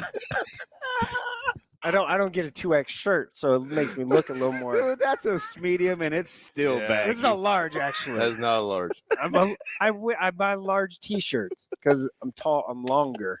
Oh, lanky. Yeah. You wouldn't feel better though. Hey, Let's man. get you. Let's get you. All I know is I beat a guy that weighed 40 more pounds than me in wrestling 2 years ago. That is true. Well, he hurt his knee. Nah, Not my problem. Yeah. Got in the ring. The Casualties I can didn't- happen. I was sore for a month after that, and I was fine. God bless. Like- God bless Chuck Mulligan. Don't be making fun. And of all him. No, of Chuck's Su- my guy, All but of Sutherland rejoiced. Chuck's my guy. But let me tell you, Where is Sutherland? challenge me to something. Out Out there. by North Platte. It's- Okay. 20 miles from North Platte. I think I've For fun, we would always go to North Platte and just cruise the ones. Red Cody go-karts. We did do that. wait. Cruise the what? The one ways. Cruise the ones, dog. The ones. They have one ways in up. North Platte. You ever been to North Platte? You've been in North Platte. Yeah, several. Well, not several, but Casey Tominaga's been to North Platte. multiple times. There's one ways there. There's Okay. one ways. The main roads are like when you go into town. The ones. You just it's Is like that- a is that- loop. Is that like cool Western Nebraska? Yeah, lingo? I mean we didn't either The that or hood, we're y'all. driving around in the country trying to find something to do, jump off bridges and stuff. we were coming back through Iowa That's another yesterday. good time. Rush And- Bridge. Yeah. I Yeah. saw like a mile trail of gravel. There was a dude out there getting it in the field. He had to be going. It was 60 plus. On the gravel? Oh, Oh, that's not safe. off the interstate. And I looked at Sasha and I was like, "There's no way. Like gravel does something to me, I'm surprised you guys made it back in time, like You ever in won? one piece, actually. dude." I make You great- drove, I'm and a that's like I'm a great driver. Ask around. you parked between the lines today. That's good. I always do, hater. Not really. Always. Gravel driver. Nah, I'm out. You remember Corey Mikas? Yeah, I saw Had him at your that- party. He was great. I had that Cadillac. Yeah. We went out to his house in Seward. 70 and 5 on the gravel. Yeah, Nah, I I'm ain't out. doing And that. it's We kind of are- off the hill too. And we are cresting that. hills. yeah, Like, yeah, we are I'm out. we are airborne. I Nah, missed I ain't I doing missed a dip in Central City, and I felt like Bo and Luke Duke. Yeah. But it wasn't even gravel. It just is kind of out of Brett's neighborhood, Asphalt. and I saw it late, and I'm pretty sure I got air. When I was in high school, we did there's I a was we doing like we're on a 35. gravel road and we came up to a T and we Did you Like, bonfire didn't out there turn. in Southern? did all that stuff. Yeah. Man. First time I ever went roping was Let's go out there. We need to Yeah. I did- roping. Roping. Actually, From I the hood, y'all. roping. Like really, really, really. from the actually hood, I y'all. didn't roping. I what? didn't I was invited to help them run the shoot. roping. What? Calves. Mike was the ball catcher. Where are No, they going? Why do you have to rope them? No, it's part of it's rodeo like sport. Oh. Yeah. You mean for fun? Yeah, I thought they were did like- it for fun. I was there for about 30 minutes when I realized that I was not dressed properly. First weekend, right? I moved to Sutherland. True story. They're like, "Hey, you want to come out?" And two guys that like wanted to be my friend, I guess. They weren't very friend. I didn't think it was very funny, but they're like, "Yeah, hey, you can help us run the shoot." I had no idea what that meant. Yeah. So, what that means is the person running the shoot is you're putting the calves in the chute, and then you're opening the chute, and then the people on the horses can rope them. So, So you have to- they're just practicing. Yeah. So Okay. you have to like get behind them, put your knee in them, jab them in the side and stuff. And I'm like a sophomore in high school to get them to move forward, the calves. And I'm like, what? Like you I'm have to doing push them out. No, like get them in the chute though, and then you got to release Don't the they gate. have dogs for that? No. But I had like sweats on. That might have been a dumb I had, question, like, but it seems like you that's know- what they do on TV. I had sweats on, and I was like, okay, like I'll do this. I had my like nice shoes on at the time. Has anybody? And I was there for about 20 minutes, like, I am not getting There has all to of be this. two of us in here that have seen Life of Pets too. I'm That's not what they getting all this did You with think poop they on were me. going like, That's what they Well, did. I had with no dress idea up. what I had no idea what it meant. And then I realized, okay, I'm never doing this again after about 20 minutes. Because Yeah. there was And of the 6 people here, you 2 are not my friends. Yeah. 6 people in my class, you 2 are Yeah. not. You're out. We had 22 in my sophomore class, actually. It's 22 incredible. people. It's incredible. Yeah. Just enough to field the team. And all he Four did- boy- I was all the- all I he was did the was fourth grow up boy. wanting to wear Yeezys. You're- I was the fourth boy in the class when I showed up. Total? Yeah, sophomore class. You got good odds. Oh yeah, Very. I'd be traumatized. Yeah, it was good. Yeah, you're weird. It was fun. Life was good. There's also a reason why I like people always laugh at me, but I was in show choir and I was in regular choir and I was in DECA in high school. You know why?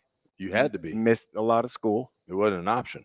and there was a lot of girls. I don't knock show choir. Don So- Rizak did show choir, and he's one of my favorite people. I did in it the because you missed a lot of school and there were a lot of girls. How's the camp schedule coming? Camp schedules. I know week Coming. 0 is just driving you Yeah, crazy. no week zero is a challenge for me. I started working on it yesterday and gathering as is most of information. your life. Yeah. I almost said the F word right there. It was real close. You got a button. I said the Dude, did you hear Ike Gifford? He dropped No. 2 a-holes just Yeah. real casually. I think that's fine. I got the first day done August 12th. I think I got 4 practices I'll be able to do. Here's the difference with me when I go to a practice that people don't understand. When I go to a practice, I'm at the entire practice from start to finish. I don't show up for the last 5 minutes, get an interview with someone, and then act like I was there the whole time and talk about how, this team and overview. No, I'm there the whole time. I feel like, do you feel like he's being passive aggressive? I'm just saying. Yeah. So I have that. I have the first day I think done, and then working on the Tuesday. Probably only going to be able to go morning and afternoon with practices because like school starts again. No week 0 is killing. Yeah, we're So- on that Monday, which is when school starts. Everyone kind of starts that week. So I wanted I went to 18 practices last year. I want to go to 20 this year if I can. It's going to be real hard. But 4 in that first day, I'll be able to knock out. I'm which in is good. Stanton on the 9th. Too bad I can't. They're not practicing. Okay, they're not that day. Oh no, the 9th. Yeah. Yeah. So I talked to Coach Sautter yesterday. I texted him and said, "Hey, my idea, what I'd like to do is go to like Stanton, Battle Creek, Lakeview, kind of all in Hit the a triangular. day, Yeah. or something like the You ain't Norfolk going to whole Catholic or practice. whatever." Yeah, there's no way because they have school and stuff. So I would like to do that now. Yeah, Lakeview, they're gonna be loaded. Stanton's gonna be really good again. Jeez. Yeah. Or I would like to maybe I could do like a Central City Aurora. That's more doable. Right? Hey. Stay for an hour or something each. I So I may sneak out to Central City for the Crawford fight. I want to go to I do you By know the way, his Is that this undercard, week or next week? the 3rd, his Yeah, undercard is next week. fantastic. But when I need a mental timeout, I gotta go see Brett. they have stuff for that.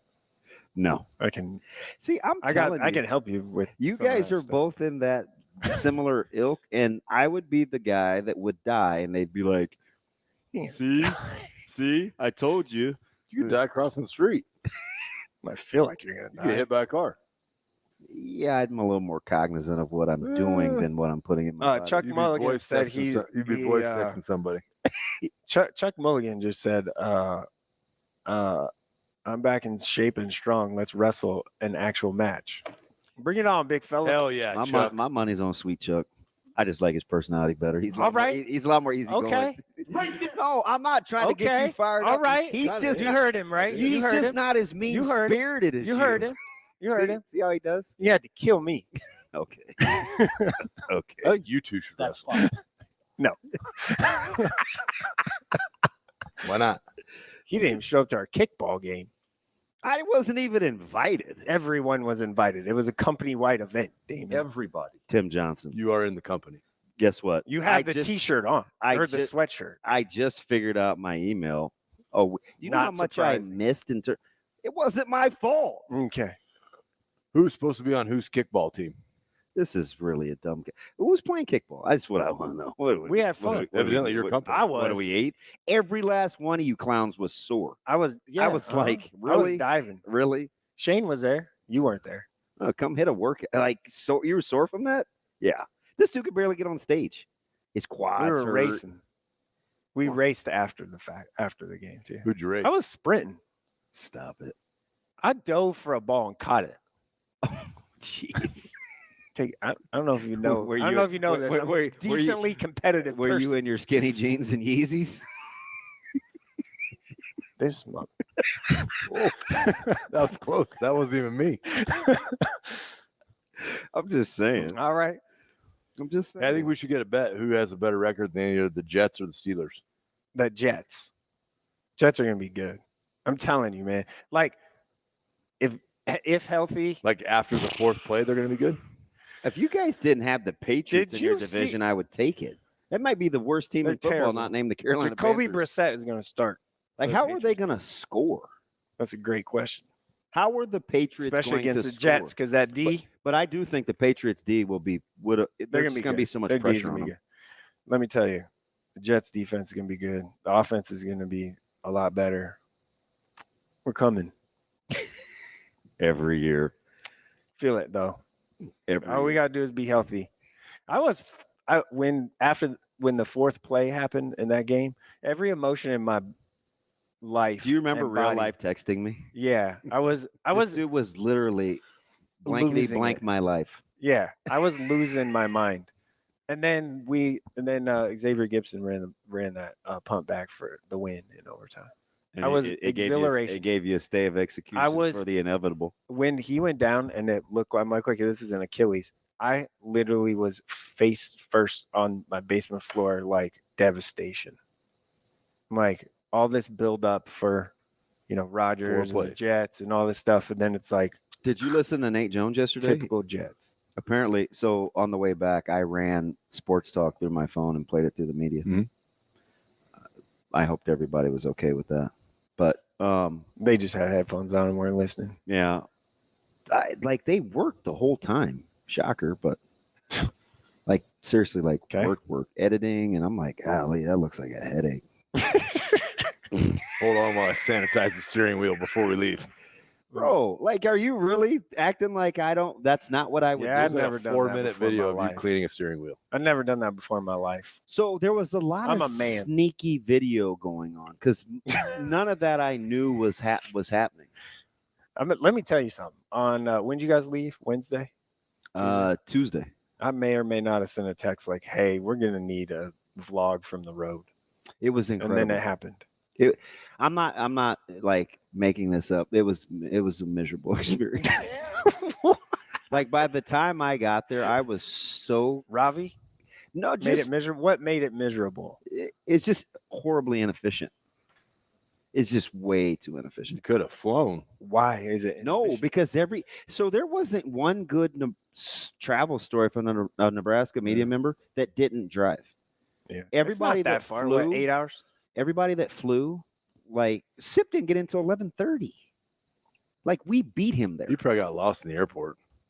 So Yeah. Probably. I do have a funny story about that. But like I don't think I can tell it. Don't mealy mouth me. At what age do you think you should have learned to use an Uber? Use a what? Uber.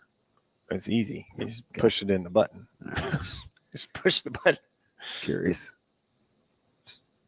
I'll get to it off air, not on. Oh, okay. I drove there shirtless. Can we get back to the camping schedule? Yeah. Are you doing this in order of rankings or Just interest? what kind of fits. Yeah. So Free like, for all. yeah. So Does Papillion does OPS start on the 12th too? No. School? I don't think so. So no. you can knock them out early. Yeah. So I'm gonna do Omaha North on the middle of the day on the 12th. Is Central mad at you that you're doing North first? That's just how. When are you going to Millard South? Good question. Because they're gonna be right after school. They have camp. You might be one of the They have dumbest camp- people I've ever met. They have camp next week Mhm. with pads and stuff. So I might just do that and call that. Where would part that of it. count? It would count. That's Yeah. what I mean. So I'm probably gonna do that. So then I can get somewhere else, right? So So how much time do they get ahead? Is that part of the camp? Because that's before the dead period, right? right, there's a week dead. Yeah. So next week you can camp, and then there's a week, and then a week, and then the practice starts. You have to take that week off before practice. Do you remember those rules, Matt? Back when you used to coach back in the day? No. So the I just got a sheet said be here this time. I'm like, bet. See you then. speaking of that, I texted him Scott yesterday. Him I being haven't Coach heard back. Turman? I haven't heard back on the time. Him has a name. Yeah, Coach Turnman. You didn't respond? Not yet. I want to go to Elkhorn South. I'm a big My Van, lit- I'm a big Van Dyke guy. Yeah, he's gonna be good. I just like him. Yeah. I like his personality. I'm a big Van And Dyke guy. they like the bright lights. Van Dyke? Yeah. Yeah, he's a stud. Dude, at 7-on-7, he was killing. Oh, Like yeah. he did a great job. Dude, He's awesome. He diced us a couple times. I was like, ugh. Coach Turman, That was they had to silly. talk Coach Turman into playing in that. And now you look at it like, oh, I'm glad Seth we did. came out there cheesing. Glad we did. I knew that they were going to be in business, man. He hit us on a backside skinny. He like split the crease, and I was like, that is a big boy throw. He's gonna be able to throw it, run it, do a lot of things. He might. He throws it. I know, but he can still He run runs it a it. little bit. Yeah. Yeah. Not like, veer and stuff. I mean, he's still going to run some veer. Guys because- brought some Macavinia lineage into it, too. And Yeah, it they came- did, didn't Yeah. Hey, he blew by us on a seam route. I was like, golly. I said, you can't let him climb on your toes because we didn't get out of our back pedal. And I said, if he can step on your toes, it's too late. And then I looked, and so I asked about him because I was like, God, he's explosive. And Turman was like, yeah, you know who that is? And I was like, comes by it, honestly. Yeah. She's got all the juice. No, he's going She to. does. She does. Bennington's defense is going to be nasty. Yeah, how are they not going to turn the lights out? Their defense is wow. They're going to be really good. I mean, just watching them in Grand Island at the Jamboree thing, they didn't even have everybody. And I was like, oh, yeah, Class B is going to be I don't know who's going to score. Like, it's going to be tough to score against those guys. Really tough. I don't so- know. If Scott has some Was versatility, Jack a junior? He's a senior now. Yeah. He'd be a senior. Mhm. you like him, don't you? Yeah. He's a really good player. First person that told me about him was him last year before we I went to. We like, sat up. It was about 10 in the morning at your place at Pisons. So this kid, and then he. It wasn't even open. He crushed He's you got guys me then. vacuuming, and he's mad at me because I put the stools on the bar top. He said, "You don't have to do that." And I was like, "I can barely figure out how to carry this backpack." Scott. I mean, he was a one-man wrecking crew against Stud in that state championship. He's a good player. Oh, boy. He's a really good player. He is. Yeah, he's. So I want to. And he's good. My list kid. of schools I want to get to. Do you train him?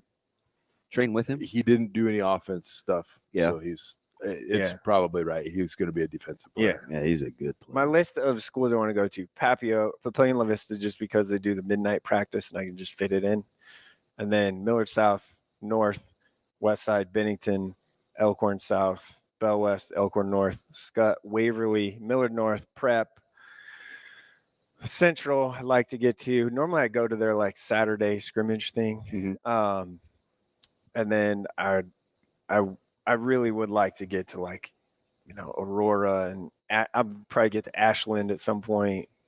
So you hate Gretna. Wahoo. I want to go to Wahoo. Gretna's on the list too.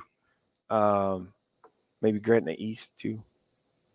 So I want to Gretna East is going to be interesting. like that's a good little. I mean, I'm trying to touch as many of the teams I think are going to be pretty good. And again, if I can work a Stanton, Battle Creek, Norfolk Catholic, Lakeview, something. In there. You got to take a roadie to Kearney, don't you? Kearney's gonna be pretty good too.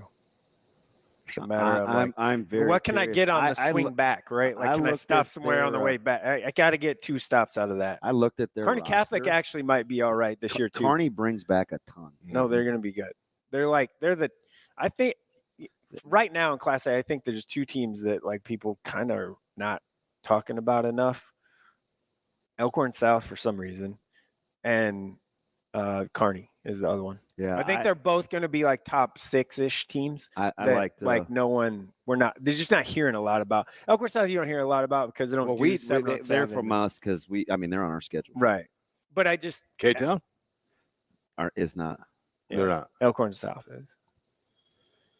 It's I liked Quarterback play is their going to be roster. important for them. But he got Madden Riggs, quarterback Elkhorn South. He got a ton of experience last year. Mhm. We wasn't planning on it, so that should just help him this year.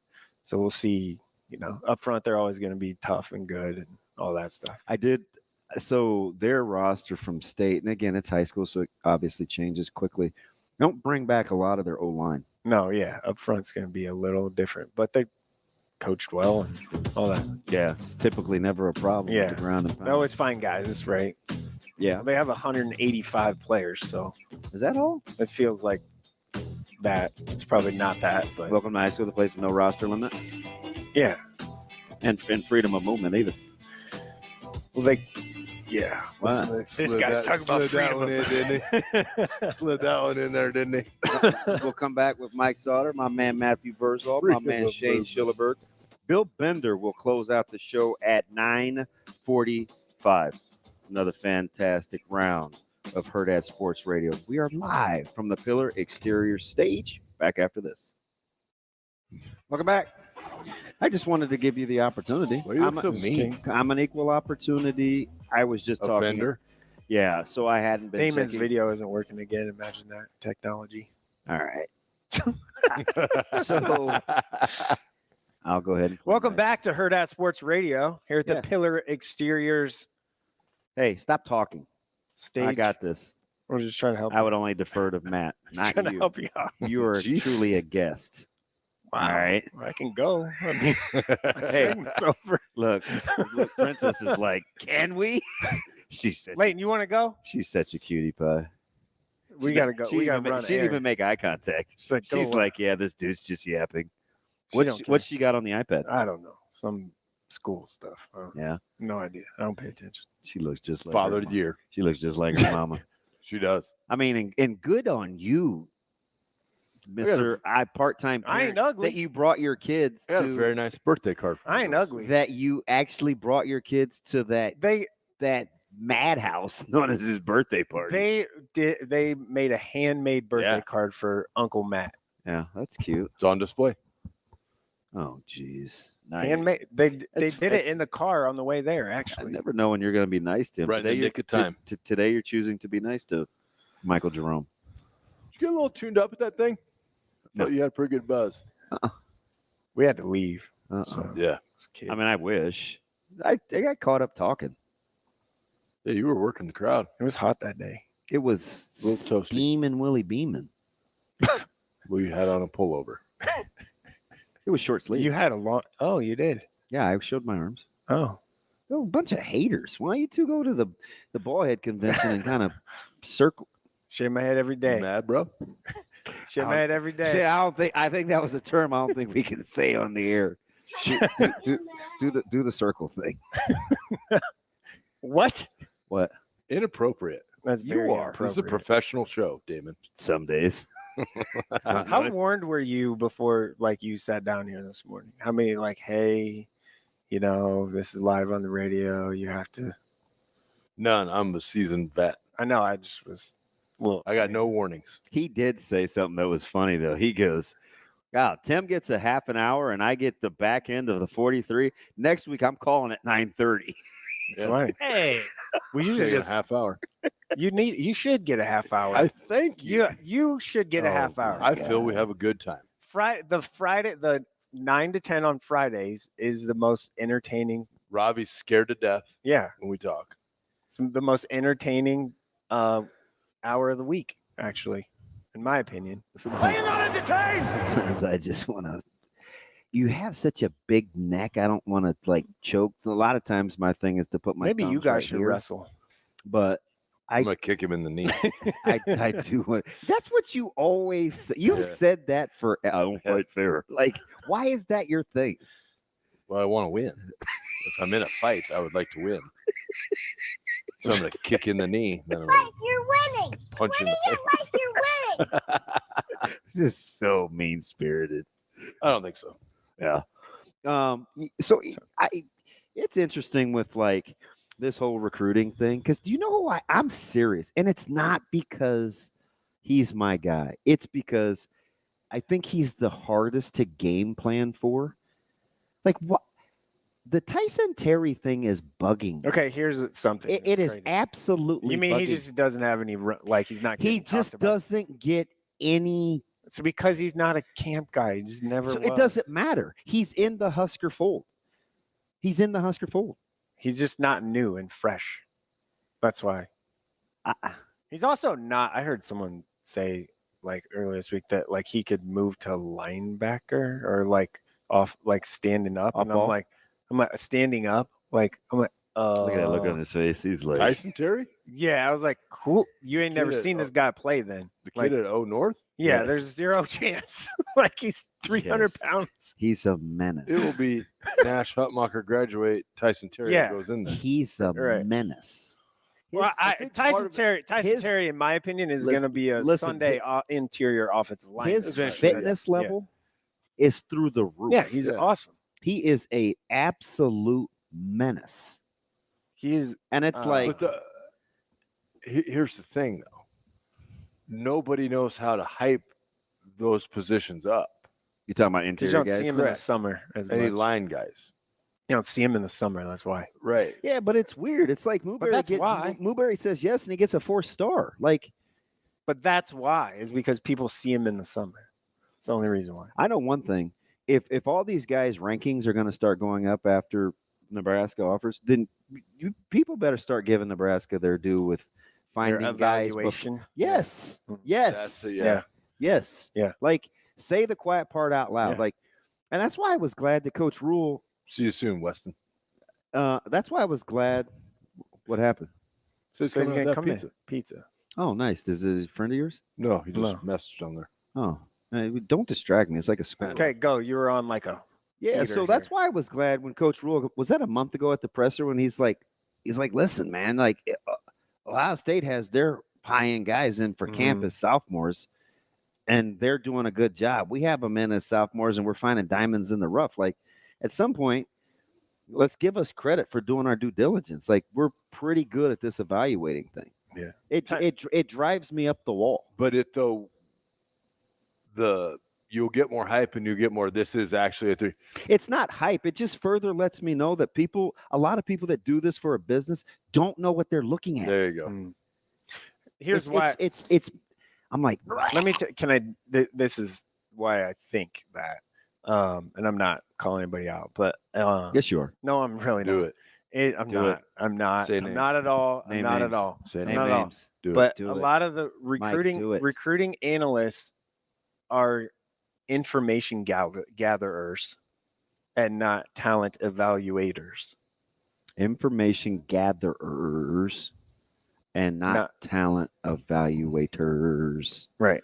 I had to Okay. say that out There's a loud. little bit of a difference, right? There's a lot of bit of a difference. Yeah. So most recruiting analysts get the information from players and stuff because they talk to them and write the stories and do all those things. So they know the inside information or they have a gut feeling about this or that.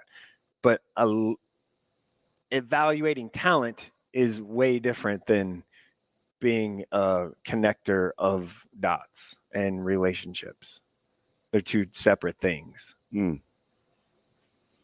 I get it. And if you haven't been, I don't know if that's so. That's an Maybe that's you're why. using that as an explanation, not as an excuse. Yes. That's fine. I'll take that. Yeah, I mean, there's a big difference there, and it's pretty hard to do if you haven't been around high level players like that for a long period of time or haven't seen it up close or know what the movement should look like. And I all just of don't. those I things. guess I just.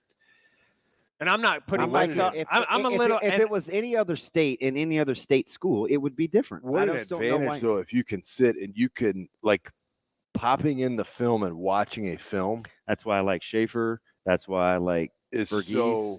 it's so much more I like valuable guys than, that actually spend days watching in other places in comparison and comps. And listen, and I understand this. I understand how the game is played, and I know that they don't do the evaluations like the rankings, but I do appreciate their opinions more because they even get the fan base lathered up because that's all the fans have to go by, and that's not their fault either. I just think if you have that much responsibility placed on your shoulders, just be better with evals. At least be able to explain the difference of why a guy would be better suited to play in a shade versus in a 4. Well, I think, or a guard versus tackle. Mm-hmm. Yeah. Like that shouldn't be rocket science if people are going to hang on your every word. I don't think that people just don't. They don't know how to. That's the thing. Is it too much? It's probably no. I mean, to go through like 3 or 4. No, I'm being. No, I know. I think the flip you looking at me like that for? quantity. I think you're right. Calm down.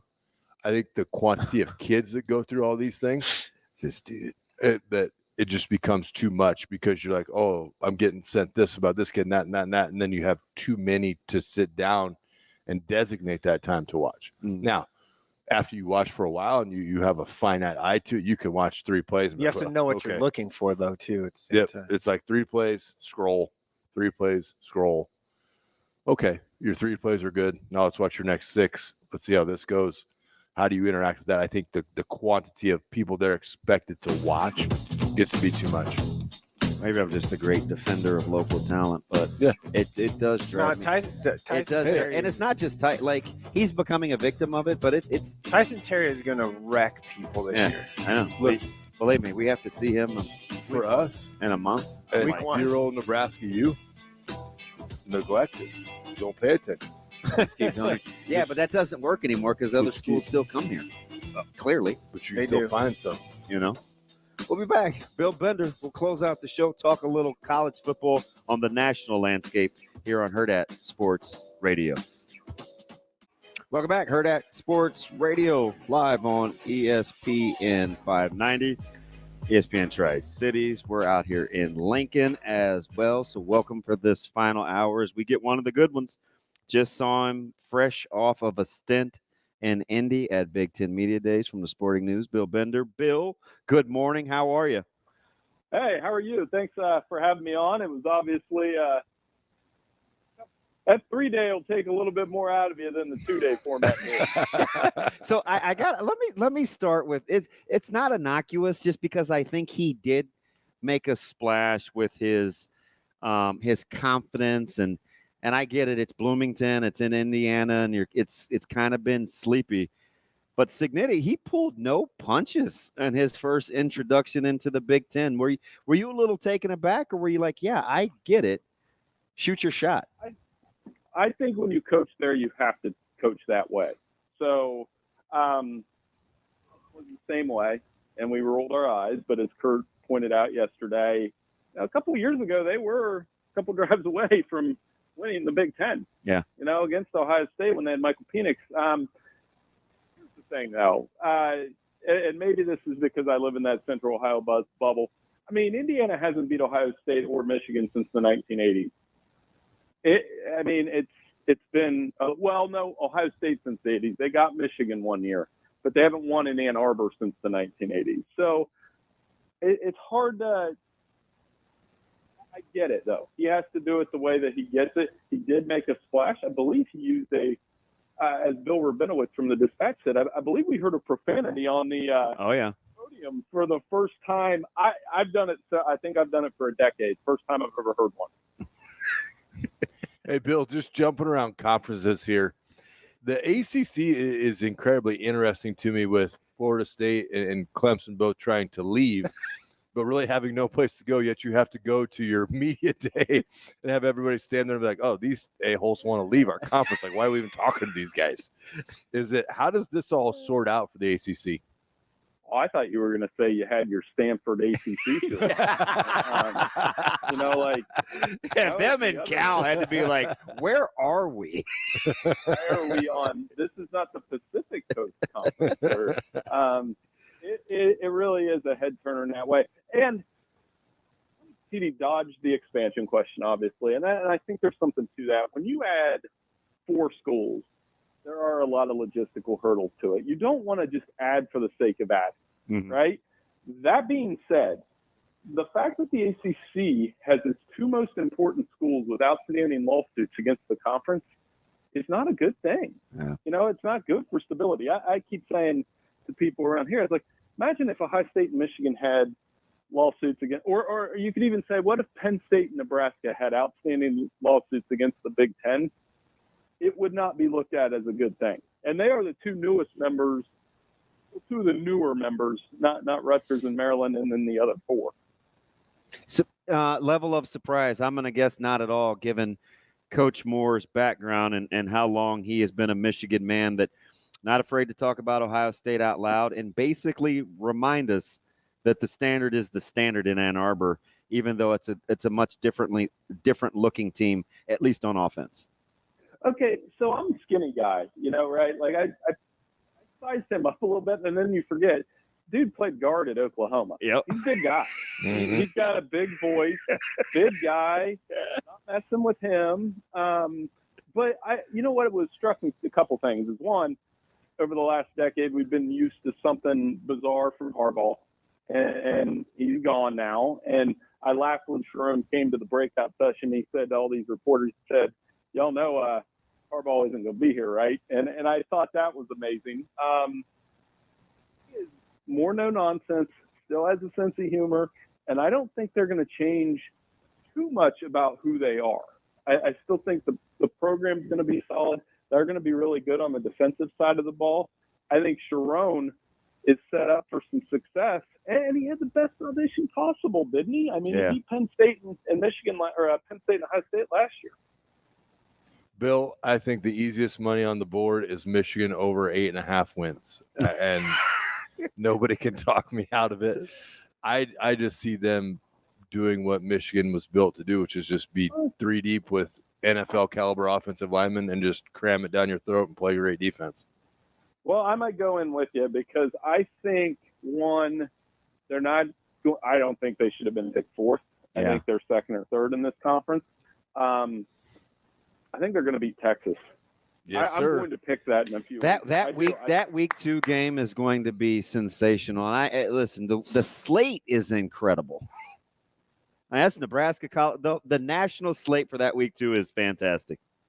Well, we got to get to that here in a second, but because I had some thoughts about the Colorado-Nebraska game as well. But Michigan, they're not going to get away from what they do. They got the toughest ones at home.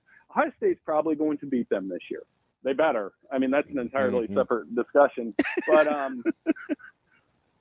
I think Michigan's good for 9, maybe 10. And I could still see them getting into the playoff. I wouldn't be. It has to come down to the big questions. Quarterback, is it going to be Alex Orji or Jack Tuttle? So let's talk Nebraska, Colorado. I thought Coach Rule, and I may be a little biased, but I think I've done this long enough to say this objectively. His ability to captivate and win a room is impressive. Oh, for sure. So here's a couple things. One, I'm not saying it because I'm on your station to kiss up. Nebraska writers and Nebraska radio personalities, you guys are seriously the nicest people in the Big Ten. Like the nicest people in this conference. And then I'm saying that as a compliment, but what I was hearing was, and when we play Colorado, that fan base is going to be frothing. We're going to be hot. We're going to be ready to go. And yeah. I understand the rivalry implications of what happened last year. And then Matt Rule he is also, of the 18 coaches on the breakout sessions, he's number 1. He's for us, for writers. He's funny. And one thing I noticed about him, and I'm going to write about this for us, is he's detailed to the point, like, who says in their comments, we have 37 defenses? Like, they will say he knows, and he knew Oregon's record. Like, he is and I'm a numbers nerd too, so I really appreciate that about him. I think he does a fantastic job.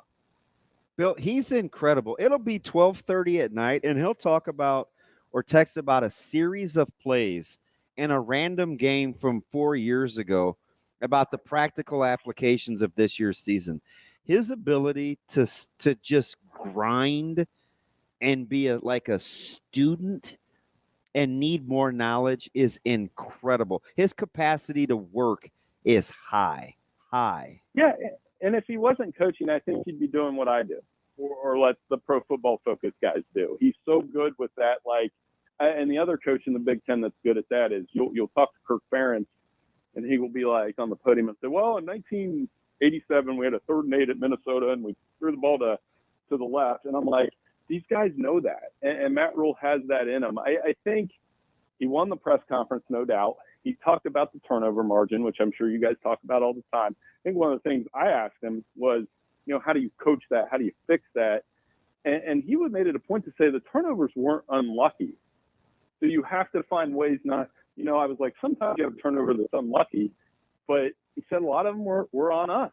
So they do need to protect the football. If they switch that turnover margin around, some of the other questions will answer themselves. And obviously that comes down to quarterback as well. It is an interesting thing to see this all happen in Nebraska. doubling down also on the Colorado game. There might be a reunion from a team that was pretty good 30 years ago that night. So Lincoln will be buzzing a little bit, but that step up in quarterback, Nebraska having a chance to get in with the Raiola kid, thankfully through legacy, that dividend has to get paid. But I think the onus really falls on how much evolution they've had in their offensive line, because if you don't protect him, it doesn't matter how good he is as a talent if he's running for his life in 2.2 seconds after every play. So that's something fascinating I'm going to be watching, is how that evolution of Matt Rhule's culture and program kind of going in there, and they want to play that hard-nosed football. So that'll be something that I'm watching. I wonder what something you want to see out of Nebraska to kind of see that they've taken the next steps moving forward. Well, we talked about the turnover margin, and we can talk about close games, but here's the thing with a guy like Raiola, if and when he ends up starting, is when you have a 5-star quarterback at a place like Nebraska who hasn't had a bunch of them. I would make the comparison to J.J. McCarthy at Michigan, honestly. McCarthy hasn't had a lot of 5-star guys. They've had 4-star guys, but they haven't had a guy like McCarthy. When he came in that freshman year, they split him with McNamara. He showed these flashes of talent, but they kind of did it the right way. I don't know that Nebraska can afford to slowly break Raiola in. And another thing that Matt Rhule said that you pay attention to nuggets during the thing where you're like, oh yeah, he was saying that Raiola, he talked to Tom Osborne and said, yeah, these quarterbacks might look good when they're playing the same guys in practice every day, but they have to learn the next offense or the next defense and the defense after that, And Matt Rhule said Dylan is very into that, right? He's into the preparation part of being a quarterback, which the part that we don't see is probably more important than the part we do see on Saturdays. If you're going to push your belief chips into one side of the table based on the expectations, so based on the expectations of said teams, you pushing them towards SC or Oregon? Well, Oregon right now, but a couple takeaways from that is that, being around Lincoln Riley and Dan Lanning in that environment in the Big Ten for the first time, Lincoln Riley is cocky. There's no way around it. Yeah. Like in a good way though. Like cocky, like knowing that they're going to still put up points. And he was very upfront. He got a little cagey when they tried to go in on the Oklahoma questions with him, and I like that fire. And I think the hire of Danson Lynn, like we know he can score. It's just, are you going to get a stop? And it became a running punchline in a bad way for them. So they do need to get stopped. And then Oregon right now is probably the team ready to go because they have Dylan Gabriel, Dan Lanning. I wanted to be around him, and he's very energetic. You can see, I just see Kirby Smart all over again, honestly. Yeah. Like that's who he is. He's a Kirby clone.